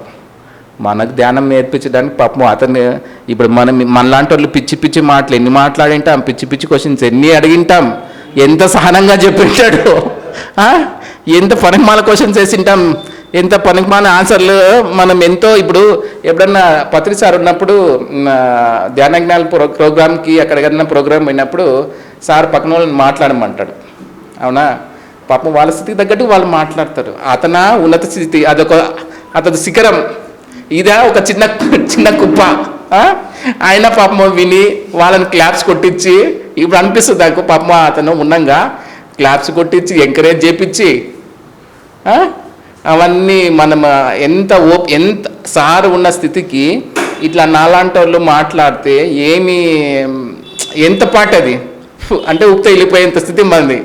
కానీ అతను ఎంత సహనంగా, అందుకే చెప్తాడు. మనం చాలామంది మనము షిర్డీ సాయిబాబా గుడికి పోతాం, శ్రద్ధ ఏం రాసింటారు? సబూరి. ఏంటి సబూరి అంటే? సహనం, ఓర్పు. నాకు పత్రిసారి చెప్పినాడు సహనమే ప్రగతి అంటే ఓర్పుగా ఉంటే ప్రగతి. ఏందో ఈ గడ్డమోడు ఇట్లా మాట్లాడతాడు, అసలు వీటికి బుద్ధి లేదు, ఈ వయసులో నేను వచ్చింది ఏందో ఓర్పుగా ఉన్న ప్రగతి. తర్వాత అర్థమైంది, ఎంత ఓర్పుగా ఉంటే అంత మనం సాధించవచ్చు. ఆ ఓర్పుగా ఉన్న వ్యక్తి కోపగించుకున్నాడంటే మనం ఆడు ఉండలేము. సార్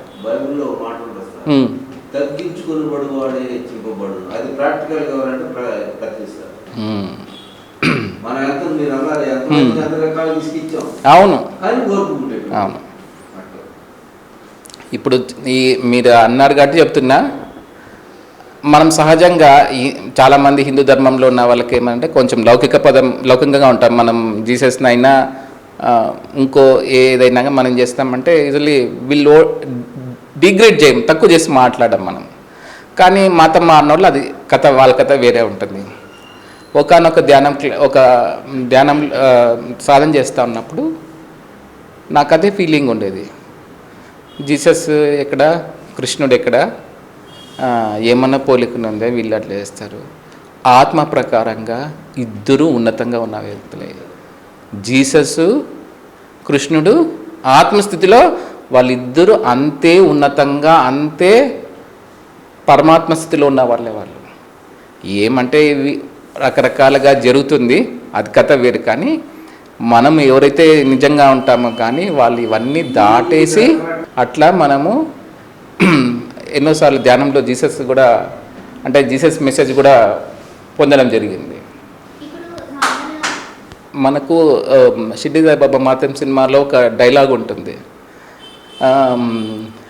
ఒకతను శ్లోకం చెప్తాడు. శ్లోకం చెప్తే దీని అర్థం ఇదేనా అంటే, ఇది నీకు అర్థం కాదు బాబా. సినిమా చూసిన వాళ్ళకి బహుశా షిర్డీ సాయిబాబా మహాత్యం సినిమా ఉందా, నాకు టక్కన గుర్తుకు రావడంలే. దాంట్లో ఒక పండితుడు చెప్తాడు, భగవద్గీత శ్లోకం చెప్పి ఇంకోసారి చెప్పు అని అడుగుతాడు బాబా.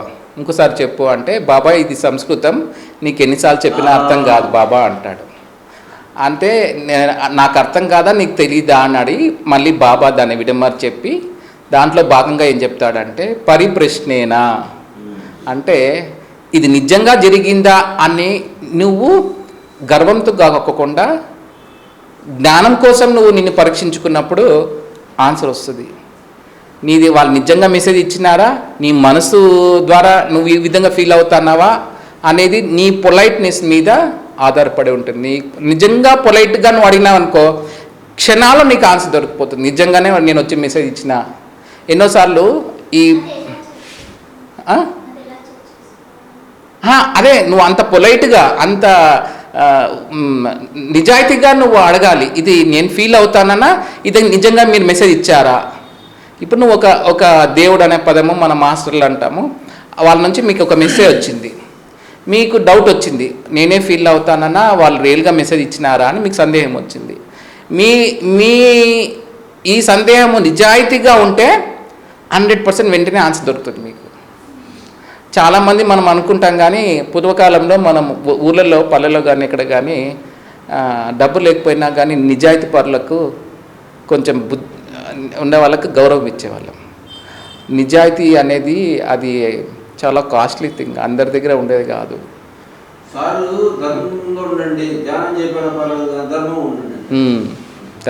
ధర్మంగా ఉండడం అంటే మనం ఏ పని చేస్తా అంటే ఆ పనిలో మన డ్యూటీకి కార్యక్రమంగా ఉండాము. ఒక కొడుకుగా, తండ్రిగా, ఆఫీస్లో ఒక క్లర్క్, ఇప్పుడు సపోజ్ ఒక రిసెప్షన్ పని చేస్తున్నారు, ఒక యాంకర్ పని చేస్తున్నారు, ఒక కెమెరా పని చేస్తున్నారు, నీ దాంట్లో నీ డ్యూటీలో నువ్వు కరెక్ట్గా ఉండడమే ధర్మము. ఎప్పుడైతే అసలు నిజానికి మనకు చాలామందికి తెలియదు అంటే ఆ ధర్మం అనేది ఎంత తిరిగిస్తుందంటే మనకు, నువ్వు ఎంత ధర్మబద్ధంగా ఉంటే అంత తిరిగి నీకు పొందుతావు. ఇది 100 సార్లు నేను అనుభవించిన. నేను కొన్నిసార్లు సఫర్ అయినా, అంటే ఇబ్బంది పడినా, ఇది నేను అనుభవించాల్సి వచ్చిందే, ఇది నిజంగా నేను అనుభవించాలన్నా దీన్ని అని నేను ప్రశ్నించుకున్నా. నువ్వు పలానా చోట ధర్మంగా లేవు, నువ్వు ధర్మం గురించి మాట్లాడుతున్నావు, ఇది చిన్నది మిస్ చేసినావు నువ్వు. ఎప్పుడైతే ఆ చిన్నది కూడా మిస్ చేయకపోకున్నంత ధర్మబద్ధంగా లైఫ్ ఉన్నామనుకో, మన జీవితంలో, ఉద్యోగంలో కానీ ఏ పాత్రలో కానీ ఎంత ధర్మబద్ధంగా ఉంటే అంత పొందుతాం అనేది నేను స్వయంగా చాలాసార్లు అనుభవించినాను. నా ఉద్యోగంలో కానీ నా దీంట్లో కానీ అసలుకు మనం ఇచ్చేదే వచ్చేది, మనం చేసేదే వస్తుంది అంటాం కదా, అది జస్ట్ మాటకు చెప్పినారు. కానీ ఎంత ఉండడం అనేది ఎంత ప్రాక్టికల్గా అవసరమో అంత ప్రాక్టికల్గా ఉంటేనే అంత ప్రాక్టికల్గా మనం పొందుతాం దేనే. కానీ మనం చాలామంది ధ్యానం చేయి, నెగిటివ్గా ఉండద్దు అంటారు. అవన్నీ సాధన చేసే కొద్దీ ఆ నెగిటివ్నెస్ అనేది పోతుంది. అవేర్నెస్ ఎరుక పెరుగుతూ కొద్దీ మనకు ఆ నెగిటివ్ థాట్స్, ఇప్పుడు మనం సాధనలో ఉన్నప్పుడు ఎలాంటి వాళ్ళకైనా సపోజ్ ఒక వ్యక్తి కానీ ఎవరైనా సరే ఒక ఉద్యోగం కోసం కానీ, పెళ్లి కోసం కానీ, కొడుకు పెళ్లి కోసమో ఏదో ఒక కారణం చేత సాధన అంటే సంకల్పం పెట్టుకొని ధ్యానం చేస్తుంటారు. చేసిన తర్వాత పొద్దున్న ధ్యానం చేసినాడు, మధ్యాహ్నం ఎప్పుడో అది పని అయినట్టు కానట్టు వచ్చి వెళ్ళిపోయింది. వెంటనే ఒక నెగిటివ్ ఆలోచన వచ్చిందా లేదా, చేస్తున్న ఉద్యోగం వస్తుంది, ప్రమోషన్ వస్తుంది, పెళ్ళి అవుతుందా, ఏదో వాళ్ళకి సంబంధించింది వస్తుంది. అది వచ్చిందంటే ఇంకా ఇంకా 99.999 ఎక్కడో ఆ 100%కి ఏదో ఒక 0.001% ఇంకా పూర్తిగా లేనట్టు, కాబట్టి ఆ నెగిటివ్ ఆలోచన వచ్చింది. బాగా గమనించుకోండి, మనం ఎప్పుడు ఒక్క నెగిటివ్ ఆలోచన కూడా లేనప్పుడు ఆ పని టక్కన అయిపోతుంది. మీరు గమనించుకోండి, ఏదైనా మీరు సంకల్పం పెట్టుకొని మీకు దాన్ని పరిపూర్ణమైన నమ్మకంగా ఉన్నప్పుడు నెగిటివ్ ఆలోచన రాదు. నెగిటివ్ ఆలోచన రానప్పుడు ఆ పని తొందరగా అయిపోతుంది. నెగిటివ్ ఆలోచన వస్తుందంటే ఇంకా నువ్వు దాటవలసి ఉంది, నువ్వు ఆ నెగిటివ్ని దాటాల్సి ఉంది. అంత స్టేబుల్గా లేవు, అంత స్ట్రాంగ్గా లేవు అని మనం అవగాహన చేసుకోవాలి. మనం ఎరుకని పెంచుకుంటూ ఉండాలి. ఇంకా మీరు ఏమన్నా మీరు కూడా ఏమని చెప్పాలనుకున్నా? నేను పొద్దున్న లేగానే కొంచెం వాష్రూమ్ పోగానే కూర్చుంటాను. ఓసారి లేట్ అయిందనుకో, మామూలుగా యూజువల్గా 6 to 7, కొంచెం అర్లీగా పడుకున్నంటే 5:30కే మెలకు వస్తే 5:40 to 6:40 అట్లా. అందుకే ముందుగా దాని తగ్గట్టుగా ఇంకా ఈ మధ్య కొంచెం ఏం చేసిన అంటే గంట ముందుగానే ఖాళీగా ఉండాలి, కడుపు తినేన తర్వాత గంట తరపని ముందుగా తినేస్తాను. దాంతో నుంచి ఖాళీగా ఉందనుకో, యాక్చువల్గా ఇంకోటి మనం గమనించుకోవాల్సింది ఏంటంటే, మనము తినింది కొంచెం టైం గ్యాప్ ఉందనుకోండి, పూర్తి శ్వాసను మనం గమనిస్తూ ఉంటాం. అప్పుడే గంట కిందో తినోనా అనుకో, శ్వాస అంతా ఈడే ఒక రకమైన పూర్తి శ్వాసని మనము గమనించలేము. అందుకే ఋషులు ఏం చెప్తారంటే, సగం కడుపుతోనే వాళ్ళ సాధన అంతా సగం ఎంటీగా ఉంచే చేస్తారు. మీరు బాగా గమనించుకోండి, ఎప్పుడే కానీ బ్యాలెన్స్గా సగం కడుపుతో ఉండి మనం ధ్యానం చేసినందుకు బాగా కుదురుతుంది. కంట్రోల్ అనేది మనకు మన శరీరం మీదే కాదు, సగం ఇరుగున్నాం అనుకోండి మనం ఎనర్జెటిక్గా ఉంటాం, మనసు కూడా అప్పుడు సహకరిస్తుంది. అప్పుడు మనం బాగా కాన్సన్ట్రేషన్గా బాగా కసిగా ధ్యానం చేయగలం. మనం ఏదన్నా పొందాలంటే ఎంత కసి ఉంటే అంత ఫలితం. స్కూల్కి పోతాం, మనం సబ్జెక్ట్ నేర్చుకోకుండా అటెండెన్స్ వేయించుకొని వచ్చేసినాం అనుకో, వాడికి సబ్జెక్ట్ వస్తుందా? రాదు. ధ్యానానికి కూర్చున్నాం, అట్లనే ధ్యానానికి కుదరడమే లేదని స్కూల్కి పోవడం మానేసినామంటే ఏ రోజు ఇంకా స్కూల్లే క్లోజ్ అయిపోతుంది. కుదరకపోయినా చదువు వచ్చినా రాకపోయినా స్కూల్కి పంపిస్తే ఏమైందంటే ఏదో రోజు ఒక లెసన్ అయినా మనకి ఏదో రోజు సంవత్సరంలో అంటుకుంటుంది, నేర్చుకుంటాడు అని. మన కసే మన ఎదుగుదల. ఏ మనిషి ఎదుగుదలైనా ఆ మనిషికి ఆ విషయం మీద ఉన్న కసే అతని ఎదుగునిస్తుంది. మన సాధనలో ఉండే కసి ఈ ధ్యానంలో ఉండే కసి మనకి ఈ సమస్తంలో ఉన్న సర్వ మెటీరియలిస్టిక్ థింగ్ అన్నిటినీ ఇస్తుంది. అంటే మనం కసిగా ధ్యానం చేయాలి. ఊరికి పోయి అటెండెన్స్ వేసుకొచ్చినట్టే ఉంటుంది, అంతే అంతే. సాధన సంపత్తి అని చెప్పినారు. అందుకే సాధన, మళ్ళీ ఇంకోసారి చెప్పి సాధన మనం ఎంత సాధన చేస్తే అది నిజంగా సంపత్తి. అంటే సంపద.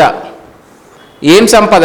మీరు పాత పౌరాణిక సినిమాలు చేయండి, పలాని వాడు ఏం చెప్తాడంటే, నేను ఇన్ని దశాబ్దాలు ఇన్నేళ్ళు తపస్సు చేసిన వాడిని పొగడం ఎట్లా చేస్తారంటే, హిరణ్యకశిపుని ప్రహ్లాద సినిమా చూసినారంటే ఎప్పుడన్నా మీరు అంతా ఏం చూడకండి, ఆ లాస్ట్ బిట్లు చూసినా ఏమవుతుందంటే వాడు తపస్సు ఎట్లా చేసినాడు అనేది వానికి ఆడ చెప్తారన్నమాట. వాడు ఎన్ని జయించినాడు కంటే ఫస్ట్ ఇన్ని తపోశాలి. ఇప్పుడు రావణాసుడు ఉన్నాడు, రావణాసుడిని ఫస్ట్ వాడిని ఏం పొగుడతారంటే వాడు ఇంత తపస్శాలి అనేది పొగుతారు వాడిని. అట్లా బుక్స్ చదివితే పండిత్యం వస్తుంది. సారు అంతకుముందు ఫస్ట్లో ఇనిషియల్గా ఇట్లా అతికిచ్చేవాళ్ళు అనమాట. నాకు అర్థం కాలేదు ఫస్ట్లో ఇనిషియల్గా. పండితునికి జ్ఞానికి తేడా ఏంటి? బుక్ చదివితే అంటే బుక్ ఒక దాన్ని మనం చదివితే పాండిత్యం వస్తుంది. పండితుడు అంటే ఇప్పుడు మనం గ్రంథాలు చదివి దాని మీద గ్రిప్ ఉన్నవాళ్ళు పండితుడు అవుతాడు. ధ్యానం చేసినప్పుడు ఒకడు మాత్రమే జ్ఞాని అవుతాడు. జ్ఞానికి పాండిత్యము ఈ బుక్ జ్ఞానం పొందడం అనేది చాలా సింపుల్ విషయం. కానీ ఒక పండితుడు జ్ఞాని కావడం అనేది ఈజీ కాదు. నువ్వు జ్ఞాని అయినావు అనుకో, నువ్వు ఆటోమేటిక్గా నువ్వు అంతెందుకు. ఉదాహరణకు నేను ఏం చెప్తున్నా ఏమంటే, ఒకడికి జ్ఞానం అంటే తెలియదు, అంటే వాడికి దాని మీద అవగాహన లేదు, పెద్దగా వాడు అటు సైడ్ ప్రయాణించలేదు. కానీ ఒక జ్ఞాని బాగా సాధనలోకి వెళ్ళిపోయాడు, వాడికి ఈ ప్రాపంచిక విషయాలు కూడా ఏం పెద్దగా పట్టించుకోలేదు, వానికి ఇంట్రెస్ట్ లేదు, పట్టించుకోలేదు. వాడు ధ్యానంలో నువ్వు ఏ బుక్లో ఉన్న క్వశ్చన్ అయినాడు వాడు ఆత్మ ఆన్సర్ చెప్తుంది. వాడి ఆత్మకు ఇక్కడ కాదు వేరే లోకాల్లో చీమ చిట్టుక్కుమన్నా కానీ చెప్తుంది. అంతది ఆత్మజ్ఞానం ఇస్తుంది, పాండిత్యం మీదు. ఇది సాధనలోకి వచ్చిన తర్వాత నేను చాలా విషయాలు నిజంగా చదవలేదు నా సబ్జెక్ట్లో కానీ ఇంకో విషయాలు కానీ. అప్పటికప్పుడు సైలెంట్గా నేను ఆ పని చేస్తున్నప్పుడు సైలెంట్గా ఉన్నప్పుడు ఇది ఎట్లా చేయాలంటే లోపల నుంచి వస్తుంది ఆన్సర్. అది అది ఎట్లుంటుందంటే ఇంకా ఒక సైంటిస్ట్ వాడు ఎక్స్పర్ట్ అయినోడు ఎంత చేస్తాడు ఎట్లా చేస్తాడు అట్లుంటుంది. అది ఎట్లొచ్చింది? నేనేమన్నా దాని గురించి చదివినా నా సబ్జెక్ట్ గురించి చదివినా ఏం లేదు. ఈ లోపల ఉన్న ఆత్మకు సర్వము తెలుసు. వాడు నువ్వు అసలు అది ఆన్సర్ చెప్పలేనిదంటూ లేదు, దానికి తెలియనిదంటూ లేదు. అది మనం అంటాం కదా దైవానికి అన్నీ తెలుసు అన్నట్టు, ఈ దైవం లోపల ఉన్న ఆత్మకి అన్నీ తెలుసు.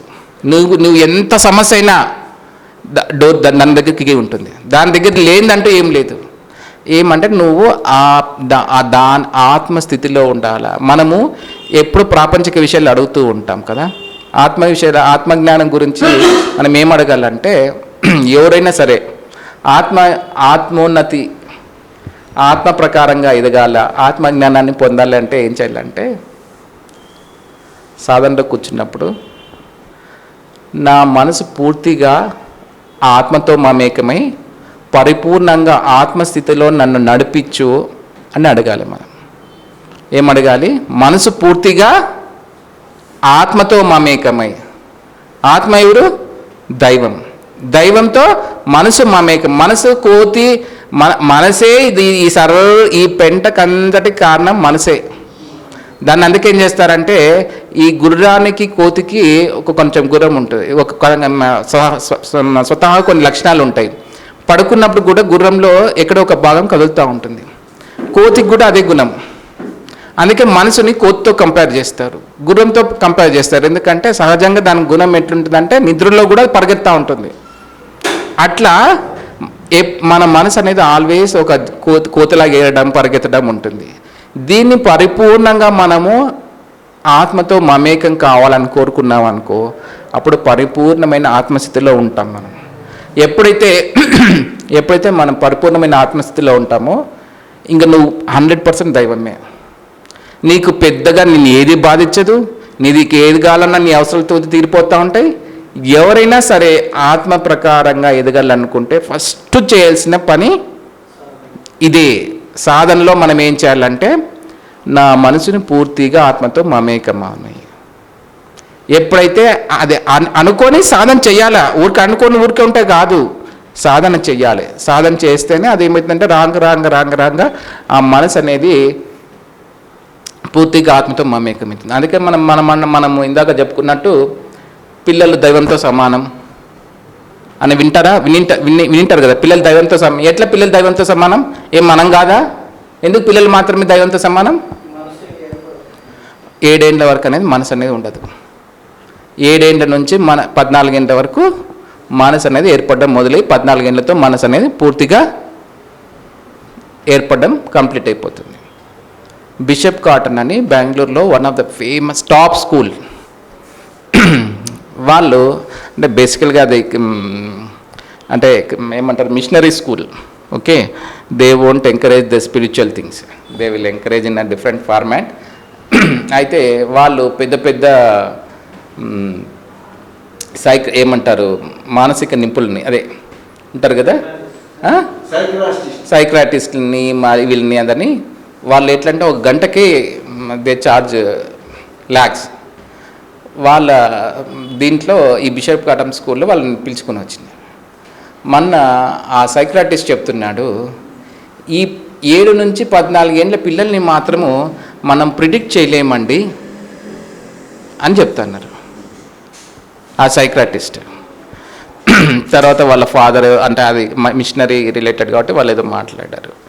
మన పూర్వీకులు ఎప్పుడో చెప్పినారు, ఏమి 7 నుంచి 14 ఏళ్ళకి మనసు అనేది ఏర్పడుతుంది అంటే మనసుతో మనం మొదలవుతున్నాం కాబట్టి ఈ మనసు నాటకాలు ఆడడం మొదలు పెడుతుంది.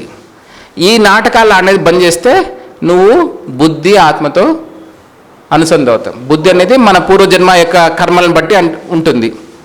ఇంకా అవన్నీ తీరిపోతే పూర్తిగా ఆత్మస్థితిలో ఉంటాం. అదే ప్రౌఢాత్మ, ఇందాక మనం చెప్పుకున్నట్లు కొన్ని జన్మలు ప్రౌఢాత్మలోనే వెళ్ళిపోతాయి, యవనాత్మలోనే. అంటే యవనాత్మలో ఏమందంటే ఆ జన్మలంతా వాడు ఏమందంటే ఫిజికల్గా ఎంజాయ్ చేయడమే వాడు జన్మ తీసుకుంటాడు. వృద్ధాత్మ ఇవంతా అయిపోయింది, ఇంకా ఏందో ఉంది అనుకుంటూ పూజలు పునస్కారాలను అయిపోతుంది. వృద్ధాత్మ అయిపోయింది, తపోఆత్మ ఏదో ఉంది అంటే మనలాంటి వాళ్ళు ధ్యానం, వాడు ఎవరైనా సరే ధ్యానం విన్నాడంటే వాడు కంపల్సరీ వృద్ధాత్మ నుంచి తపో ఆత్మలోకి ప్రయాణం చేస్తూ ఉన్న ఆత్మలే మనమంతా. కాబట్టి మనం సాధారణ ఆత్మలం కాదు, మనం సాధారణ మనుషులం కాదు. ధ్యానం చేస్తాడు అంటే కంపల్సరీ 100% వాడు సమాజం అంగీకరించకపోయినా, సామాజికంగా వాడికి గుర్తింపు ఉన్నా లేకపోయినా 100% మనము comparatively others we are very very very pure and great people. ధ్యానమే గ్రేటు. ధ్యానంలోకి వచ్చినామంటే ఆబ్వియస్గా మనం కూడా ఆ గ్రేట్ విషయాలు పొంది. గ్రేట్ అంటే ఏమీ కాదు, చేయాల్సిన పని చేసి కరెక్ట్గా చేయడమే గ్రేట్. గ్రేట్ అంటే ఏదో లాజిక్ చేయడం కాదు, పర్ఫెక్ట్గా ఉండడమే ఆ గ్రేట్నెస్.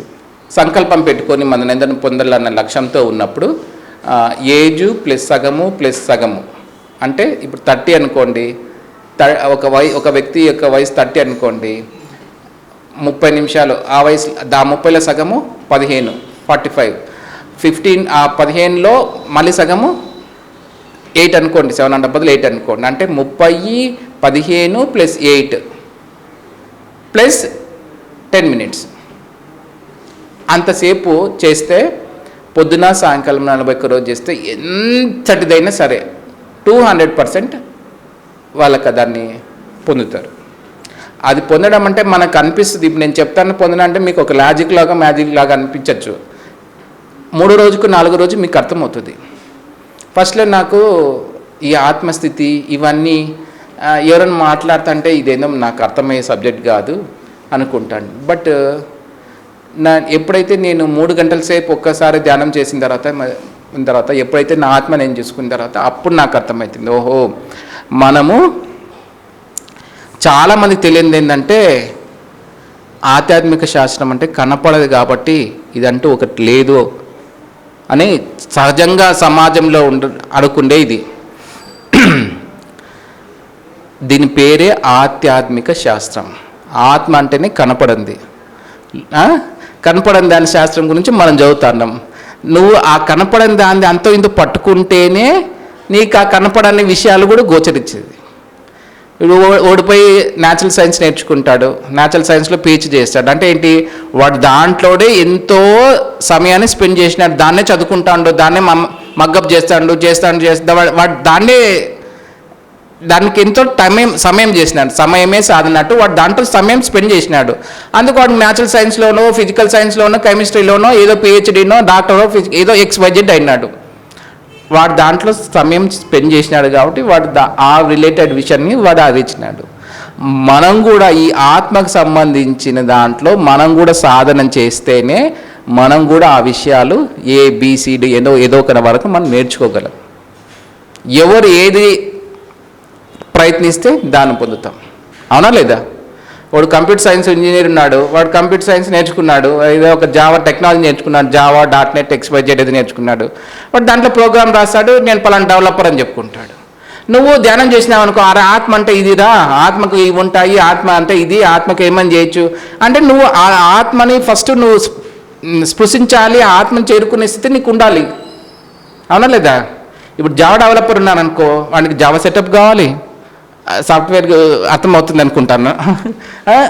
జావా సెటప్ ఉండాలి, ఆ కోడ్ సెటప్ ఉండాలి, జావా JDK ఫైల్ ఉండాలి, ఇవన్నీ ఉంటే వాడికి అది సెటప్ అవుతుంది. మనకు కూడా ఏం చేయాలి, చేతిలో పెంచుకోవాలి, కాళ్ళు వేసుకోవాలి, శ్వాసను గమనిస్తూ ఉండాలి, ఇది చేస్తూ ఉండాలి. అట్లా వాడు డెవలపర్లో ఉంటే వాడు ఎక్స్పర్ట్ అయినట్టు మనం కూడా మన సాధనలో, మన ఆత్మజ్ఞానంలో మనం కూడా ఉన్నతంగా రాణిస్తాం. కాబట్టి ఏదైతే మనము సాధన చేసే కొద్దీ మనకు ఎరుక పెరుగుతుంది, మనకి ఏది కావాల్సింటే అది వస్తుంది. మనం చేయలేనిది, అసలు నేను చెప్పాను కదా నెగిటివ్ థింగ్ కూడా నేను చేసి దాంట్లో కూడా సక్సెస్ అయినా, బట్ అది నెగిటివ్ థింగ్ చేయకూడదని తెలుసుకున్నాను. బుద్ధి వచ్చింది, ఆ సరస్వతి వచ్చింది, పాపం ఎప్పుడో కూడా వచ్చిపోయింది, ఆమె వచ్చిపోయింది కాబట్టి వద్దురా ఆ పరమాల పనులు చేయదని చెప్పి వదిలేసినట్లు. ఇంకా ఏమన్నా ఉండొచ్చు. నీ మనసులో ఆలోచన వాచికు నువ్వు మాట్లాడే మాట చేసే పని ఒకటైతే అయిపోతుంది. ఎప్పుడైతే సార్ మనం సాధన బాగా పెరుగుకుంటూ వస్తుందో మనం ఏం మాట్లాడాలా, ఏం చేయాలా, అంతే అంతే అంతే సార్. అంతే సార్, మనం సాధన చేసే కొద్దీ మనం ఏం మాట్లాడాలా, ఏం ఎట్లా ఉండాలా ఎరుక అది పెరుగుతూ వస్తుంది. ఇప్పుడు మనము చూస్తుంటాం కదా, ఋషులు ఏదైనా ఇస్తే జరుగుతుంది. ఏం వాళ్ళంటే మనమంటే జరగదా? ఎందుకు? ఇప్పుడు వాడు ఋషి చెప్పిస్తాడు, వెంటనే రాయంటే రాయితే తప్ప ఏదంటే జరుగుతుంది, అవునా లేదా? ఇప్పుడు కూడా మనం నమ్ముతామా లేదా దాన్ని, నిజమా కాదా అని? మళ్ళీ వాడికి జరగలేంది మనకెందుకు జరగదు? ఏంటి వానికి మన తేడా ఏంటంటే వాడు మనస వాచన కర్మ సదా ఆస్తిలోనే ఉంటాడు. వాడు ఎప్పుడు మనసు వేరుగా, బుద్ధి వేరుగా, ఆత్మ వేరుగా ఉంటాడు. వాడు 24/7 మనస వాచ కర్మ, వాడు ఏం చేసినా దాంట్లో ఉంటాడు. కాబట్టి వాడు ఆ నేచర్ని, ఈ బాడీ నేచర్ ప్రకృతితో నుంచి ఏర్పడిండేది. ఈ మనసు ఈ ఆత్మ దాంతో కనెక్ట్ అయి ఉంది. నువ్వు నేచర్కి ఒక ఒక లా, ఒక ఏమంటావు, ఒక కమాండ్ ఇస్తావు, నువ్వు పలానా అయిపో. ఎందుకు? నువ్వెందుకు? నువ్వు ఆ కమాండ్ ఇచ్చేంత మమేకమై ఉంది నీ నేచర్ లోపల. ఎంతటి వ్యక్తికైనా మొదటి 40 minutes, ఇంకా అప్పుడప్పుడే వచ్చిన వానికి 1 hour, ఇంకా ఆ రోజు ధ్యానం చేసి ఒక మొదలుపెట్టిన వానికి 1.5 hour. దాని తర్వాత ఎంతటి వాడికైనా శరీర స్థితి దాటిపోతుంది. ఈ 1.5 hour వరకు మాత్రమే కదలడం, మెదలడం, ఆలోచన ఉంది. ఇంకా మనము శరీరాన్ని ఫీల్ అవుతూ ఉంటాం. ఎప్పుడైతే ఈ 1.5 hour దాటిపోతుందో అప్పుడు ఆ శరీర స్థితి అనేది దాటిపోతుంది. ఆ మనసు, అది శరీర స్థితి అనేది మొదటి 1.5 hour వరకు ఉంటుంది. అది కూడా 1.5 hour దాటిన తర్వాత మీకు ఏమీ అనిపించదు, అది కూడా సరిపోతుంది. అందుకే సమయమే సాధన. మనం ఎంత సాధన చేసే కొద్దీ మన శరీరాన్ని కూడా మనం ఫీల్ కాము. అసలు శరీరాన్ని మీకు చెప్పి నా స్వానుభవమే. ఎప్పుడైతే నేను బాగా చేయాలన్న ఉద్దేశంతో 3 గంటల సేపు 41 రోజులు క్రమం తప్పకుండా చేయాలన్న ఉద్దేశంతో చేసినప్పుడు ఇట్లా 1.5 hour 2 hours అయిపోయింది. అలారం పెట్టుకొని కూర్చుంటాను. నేను ధ్యానంలో ఉన్నాను, కానీ నాకు తెలియదు, నాకు నేను కనపడుతున్నా. అంటే నా ఆత్మని నేను చూస్తున్నాను, బట్ అది నాకు తెలియదు. అప్పుడు ఆ మూమెంట్లో నాకు తెలియదు. అయ్యో, నేను ధ్యానం నుంచి లేచేసినానా, నేను 3 గంటల సేపు ధ్యానం చేయాలి కదా, లేచేసినానా, అలారం కొట్టిందా, ఇవన్నీ వస్తుంది. అంటే నేనే నువ్వు ధ్యానం నుంచి లేలేదు, నేనే అంటే నువ్వు అంటే ఆత్మను. అంటే ఎప్పుడైతే మనం ఇట్లా కొంచెం సాధన పెరిగే కొద్ది ఏమవుతుందంటే శరీరము, మనస్సు, బుద్ధి ఇవన్నీ దాటేసి ఆత్మతో అనుసంధానం ఏర్పడుతుంది. దానికి కేవలం సాధనే చేయాలి. 100% మీరు 3 గంటల సేపు మొదలు పెట్టినారనుకోండి, మీకు 1 weekకే మనకు తెలిసిపోతుంది. ఆ 1.5 hour తర్వాత ఇంకా నీకు ఏముండదు, స్పృహే ఉండదు, ఇంకేముండదు. ఒకవేళ కదిలినా కానీ ఒకసారి అట్లా వచ్చి వెళ్ళిపోతుంది, అంతే, జస్ట్ ఫ్రాక్షన్ ఆఫ్ సెకండ్. ఏముండదు. అది ఇనిషియల్గా ఫస్ట్ ఒక 1 week అట్లా ఉండొచ్చు. తర్వాత నెక్స్ట్ వీక్కి నువ్వు మళ్ళీ ఏదన్నా ఇట్లా నువ్వు వాలిపోయినట్లున్నా కానీ నువ్వు లేచి కూర్చుంటావు, వెంటనే మళ్ళీ ఆ స్థితికి వెళ్ళిపోతావు. అందుకే సార్ చెప్పినట్టు సమయమే సాధన. సార్ పాపము పత్రి సార్ మా లాస్ట్ ఆ సార్ అటెండ్ అయిన ధ్యానజ్ఞానంలో కూర్చోవాలి అని దాన్నే ఒక పాటగా చెప్పినాడు. చాలా మంది విన్నారో లేదు? విన్నారా? చెప్పాను. ఏం చెప్పాడు? కూర్చోవాలి. నా ఫస్ట్లో అప్పుడు చెప్తానప్పుడు వెంటనే నాకు అర్థమైంది, సాధన చేయండి, దాన్ని కూర్చోవాలి దాన్ని ఒక ట్యూన్ లాగా చెప్పినాడు. అంటే మనం కూర్చోవడానికి ఎంత ప్రాధాన్యత ఇవ్వాలి. ఆ లాస్ట్ వీడియో చూడండి, బాగుంటుంది.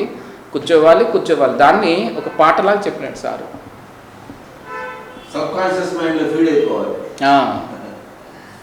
మనము ధ్యానం అనుకుంటే ఏదో లాజిక్ మ్యాజిక్ వస్తుందని ఏం కాదు. అవన్నీ తర్వాత నాకు అర్థమైంది, అవన్నీ అసలు నథింగ్. ఇప్పుడు నాకు నవ్వు వస్తుంది. అవన్నీ అసలు ఒక చెప్తారే, స్కూల్ పోయే పిల్లవాడికి చాక్లెట్ బిస్కెట్లు ఇచ్చి ఎవరు పోయారు నాయన అన్నట్టు ప్రాపంచిక సుఖాలు, భోగాలు ఇవన్నీ అంతే. అది తర్వాత నాకు అర్థమైంది ఏంటంటే, అది పోతుందంటే అంతకు 10 రెట్లు ఉండేది వస్తుంది అనేది అంటే నేను ఏమో అనుకుంటే కానీ వచ్చింది. 100% వస్తుంది. నువ్వు అది ఏమిటికి పరీక్షిస్తుందంటే నువ్వు ఏం వచ్చినా లేకపోయినా నువ్వు సాధనలో ఉన్నావా లేదా, ఎందుకు ఉన్నావా లేదా అనేది ముఖ్యమవుతుందంటే నువ్వు సాధనలో లేకపోతే డిస్టర్బ్ అయిపోతావు, సాధనలో లేకపోతే నువ్వు మనస్థితిలోకి వెళ్ళిపోతావు, నువ్వు సాధనలో లేకపోతే మళ్ళీ ఆ బురదలోనే ఉండిపోతావు. ఎప్పుడైతే నువ్వు ఏమున్నా లేకపోయినా నువ్వు కరెక్ట్గా ఉండడానికి నీ మైండ్ నువ్వు కరెక్ట్గా ఉంచుకున్నావు అనుకో, ప్రకృతి అంతా సహకరిస్తుంది.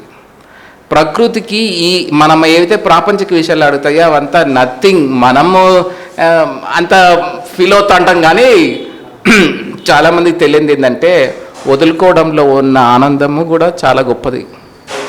వదులుకున్నది నువ్వు నమ్మదు. మనము ఎప్పుడైనా అర్హత ఉన్నవానికి ఇచ్చి చూడు, మనకి ఎంత వస్తుందో అనేది అప్పుడు తెలుస్తుంది. అప్పుడు అంటే ఆ క్షణం మనకు తెలియదు. ఏదైనా కానీ మనము అర్హత ఉన్నవానికి ఇచ్చినామనుకో, దాంట్లో చాలా మన పురాణాలు కూడా ఏం చెప్తారంటే అర్హత ఉన్నావా అనుకుంటే నా ప్రాణం ఇవ్వడానికైనా నేను రెడీ అంటారు. నిజానికి అర్హత అనేది చాలా ముఖ్యం. చాలా మంచి క్వశ్చన్. అర్హత ఏం తెలుస్తుందంటే మనం ఎప్పుడైతే లోపల ప్రయాణం చేస్తామో చెప్తుంది, ప్రతి సెకండ్ నీకు చెప్తుంది, నువ్వు ఇట్లా ఉండు, ఇది చెయ్యి, అది చెయ్యి అని చెప్తుంది. ఆ ఎరుకనెస్ ఇస్తుంది. 100% సాధనలో ఉన్నప్పుడు అది చెప్తా ఉన్నప్పుడు అంత పని చేసుకుంటూ పోవాలి. అది ఎంత ఇస్తుందంటే అసలు అంతు లేదు. నీకు అనుక్షణం హెల్ప్ చేస్తూ ఉంటుంది, అనుక్షణం నీకు ప్రొటెక్షన్గా ఉంటుంది. మనకు తెలీదు, ఓ అరే ఇంత ప్రొటెక్షన్లో ఉన్నానా మనము అని. ఏమంటే చెప్తాను కదా, మనము ఆ నిజమైన సాధనలోకి వచ్చిన తర్వాత మనము ఆ డిస్టర్బెన్స్ ఏదైతే చెప్తా ఉంటుంది, ఆ డిస్టర్బెన్స్ అన్నీ మనం వదిలేసుకుని. బుద్ధునికి ఒక ఆమె పాపం అడుగుతుంది, ఏమే నువ్వు రాజ్యం వదిలేసుకొని పెండ్లాం వదిలేసి అన్నీ వదిలేసి వచ్చినావు, బుద్ధి లేనివాడా నువ్వు అని. పాపం ఆమె స్థితికి తగ్గట్టు ఆమె తిట్టి దండిస్తుంది. బుద్ధుడు చెప్తాడు, నిజమే తల్లి, నేను దీంట్లోకి వచ్చిన తర్వాత అన్నీ పోగొట్టుకోవడమే, అన్నీ వదిలేసినాను, నా ఈగో వదిలేసిన, నాకు మనసస్థితిని వదిలేసిన, అన్నీ వదిలేసుకోవడం వల్లే నేను ఇంత హాయిగా ఉన్నా. అంటే వదిలేయడంలో ఉన్న ఆనందాన్ని బుద్ధుడు పొందినాడు కాబట్టి అంత హ్యాపీగా ఉన్నాడు. అట్లా కొన్ని విషయాలు నిజానికి చెప్పాలంటే వదిలేసుకోవడంలో ఆనందాన్ని నేను పొందినాను కాబట్టి చెప్పచ్చు అనుకుంటున్నాను. నేను కొన్ని వదిలేసుకుంటే ఇప్పుడు నువ్వు ఏదైనా చెప్తున్నావో, నేను ఇనిషియల్గా నేను ధ్యానంలోకి వచ్చినప్పుడు నాకు బాగా క్లోజ్గా ఉన్న వ్యక్తి, అతనేం అంటే ప్రొఫెషనల్గా ఏం చదువుకోలేదు, ప్రొఫెషనల్ కోర్సెస్ ఏం చేయలేదు. అయితే ఏమైంది, ఓ రోజు నువ్వేమో బాగా సెటిల్ అయినావు, నేనేం సెటిల్ కాలేదు. ఈ వాజ్ వెరీ క్లోజ్. నేను ఫీల్ అయ్యేవాడిని వాడు నాకు చాలా క్లోజ్ అని. పాపం అతను ఫీల్ కాలేదు, నేనే తెలుసుకోలేకపోయాను. తర్వాత ఎప్పుడో చాలా కాలానికి నేను రియలైజ్ అయినా, నువ్వేం బాగా సెటిల్ అయినావు, నేను సెటిల్ కాలేదు అని డిస్కషన్ అయింది. వాళ్ళ ఇంటికి పోతే వాళ్ళ అమ్మ కూడా ఏడ్చింది అట్ ద ఏజ్ ఆఫ్ 23-25 ఆ ఏజ్లో. అయితే నన్ను ఏం చేయమంటావు అంటే, సాఫ్ట్వేర్లో ఫేక్ ఎక్స్పీరియన్స్ పెట్టి ఉద్యోగాలు ఇప్పిస్తారు కదా, నాకు అట్లా ఇప్పించు అన్నారు. అయితే అతని మీద నేను అతనికి క్లోజ్ అనుకున్న ఫీలింగ్లో నేను కమిట్మెంట్ సరే అని ఒప్పుకున్నా. తర్వాత నాతో పాటు బెంగళూరుకి వచ్చాడు. ఫేక్ పెట్టి ట్రై చేస్తున్నాము. అంతవరకు కాల్స్ రావడం కానీ, నేను ఇంటర్వ్యూ క్రాక్ చేయడం లేదు కానీ, టైం అయిందా? ఓకే. ఇంటర్వ్యూ క్రాక్ చేయడం కానీ అట్లాంటి అంతా ఏం లేదు. Always I use to perform very well. అయితే ఏమైంది, అతనికి ఇంటర్వ్యూ అటెండ్ అవుతుంటే ఏది ముందుకే పోలే. అప్పటికే నేను ధ్యానంలోకి వచ్చినాను. ఓ రోజు ధ్యానంలో కొంచెం గట్టిగా అడిగినాను, లేనిది రావడానికి ప్రయత్నిస్తున్నావు, దీని పర్యవసానం కూడా నువ్వు అనుభవించాల్సిందే అన్నాడు ఆయన. అప్పుడు నేను I'm not in a situation to receive that, అంటే నన్ను అంగీకరించే స్థితిలో నేను లేను. నేను మాట ఇచ్చినా ఏదేమైనా సరే ముందుకు పోవాల్సిందే, జరగాల్సిందే. ఎంత ట్రై చేసినా రాలేదు. కాకపోతే ఏం చేసినా రావాలని ధ్యానం చేసిన. ఎప్పుడైతే రావాలని ధ్యానం చేసినా ఇంటర్వ్యూలు రావడము, అటెండ్ కావడము, ఆఫర్ లెటర్ రావడము, ఏమి లేనిది నాకు అప్పుడు అర్థమైంది. లేనిది నేను రాపిస్తాను నాకు అర్థమైంది. దానికోసము నేను ఎంత నా ధ్యాన శక్తిని వృధా చేసినానో తర్వాత కాలంలో నాకు అర్థమైంది. దాని పర్యవసానాన్ని నేను అనుభవించినాను. అట్లా మనం లేనిది ఏదన్నా మనం వాళ్ళ లైన్లో లైఫ్లో లేని మనం చేయొచ్చు, పెద్ద విషయం ఏం కాదు. కాకపోతే ఊరికి ఆ చెత్త చెదారం అంతా మన చేతులతో గడగాల్సి వస్తుంది. ప్రకృతి అనేది ప్రకృతికే ఉంటుంది. ప్రకృతి ఏం చేస్తుందంటే ప్రతి క్షణం నువ్వు ఆ ఇచ్చిన మాట మీద నిలబడ్డం. చాలామంది మనం అనుకుంటాం ఇచ్చిన మాట మీద నిలబడ్డం అనేది, అది అందుకే సార్ ఏం చేస్తారంటే శ్వాస మీద ధ్యాస, మాట మీద ధ్యాస. ఇందాక మీకు చెప్పినట్టు మా ఫ్రెండ్కి వాళ్ళకి మాట ఇచ్చినందుకు ఏకంగా నేను తపస్సే చేసి ఆ మాట నిలబెట్టుకోవాల్సి వచ్చింది. తర్వాత అర్థమైందా ఆ మాట మీద ధ్యాస అయిందంటే అట్లా ఊరికే మాట ఇచ్చి వేస్ట్ చేసుకోకు.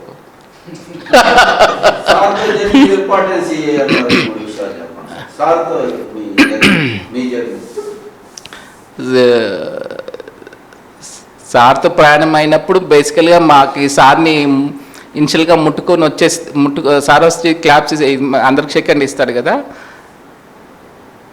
ఆ షేక్ హ్యాండ్ తీసుకున్న తర్వాత నాకు 3 రోజులు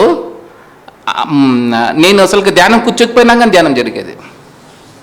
అంత సార్తో ఒకసారి షేక్ హ్యాండ్ ఇచ్చేస్తే నేను సాధన కూర్చుండగానే అసలు బాగా కుదిరేది, ఆ శక్తి రావడం అనేది.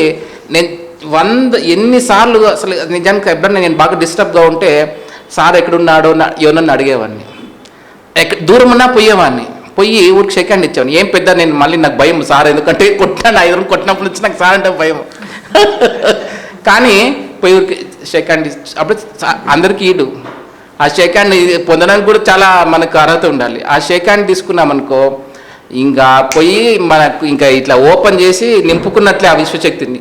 ఇది 100,000 సార్లు నేను అనుభవించిన సాధన. ఎప్పుడైనా నేను డిస్టర్బ్గా ఉన్న సాధన సరిగ్గా లేదు, విశ్వశక్తిని తీసుకోలేకపోతానంటే పోయి పని చేయడం. ఆ విధంగా మా మహానుభావుని యొక్క శరీరాన్ని కూడా వాడుకున్నా. అట్లా ఓకే, థ్యాంక్స్ అండి.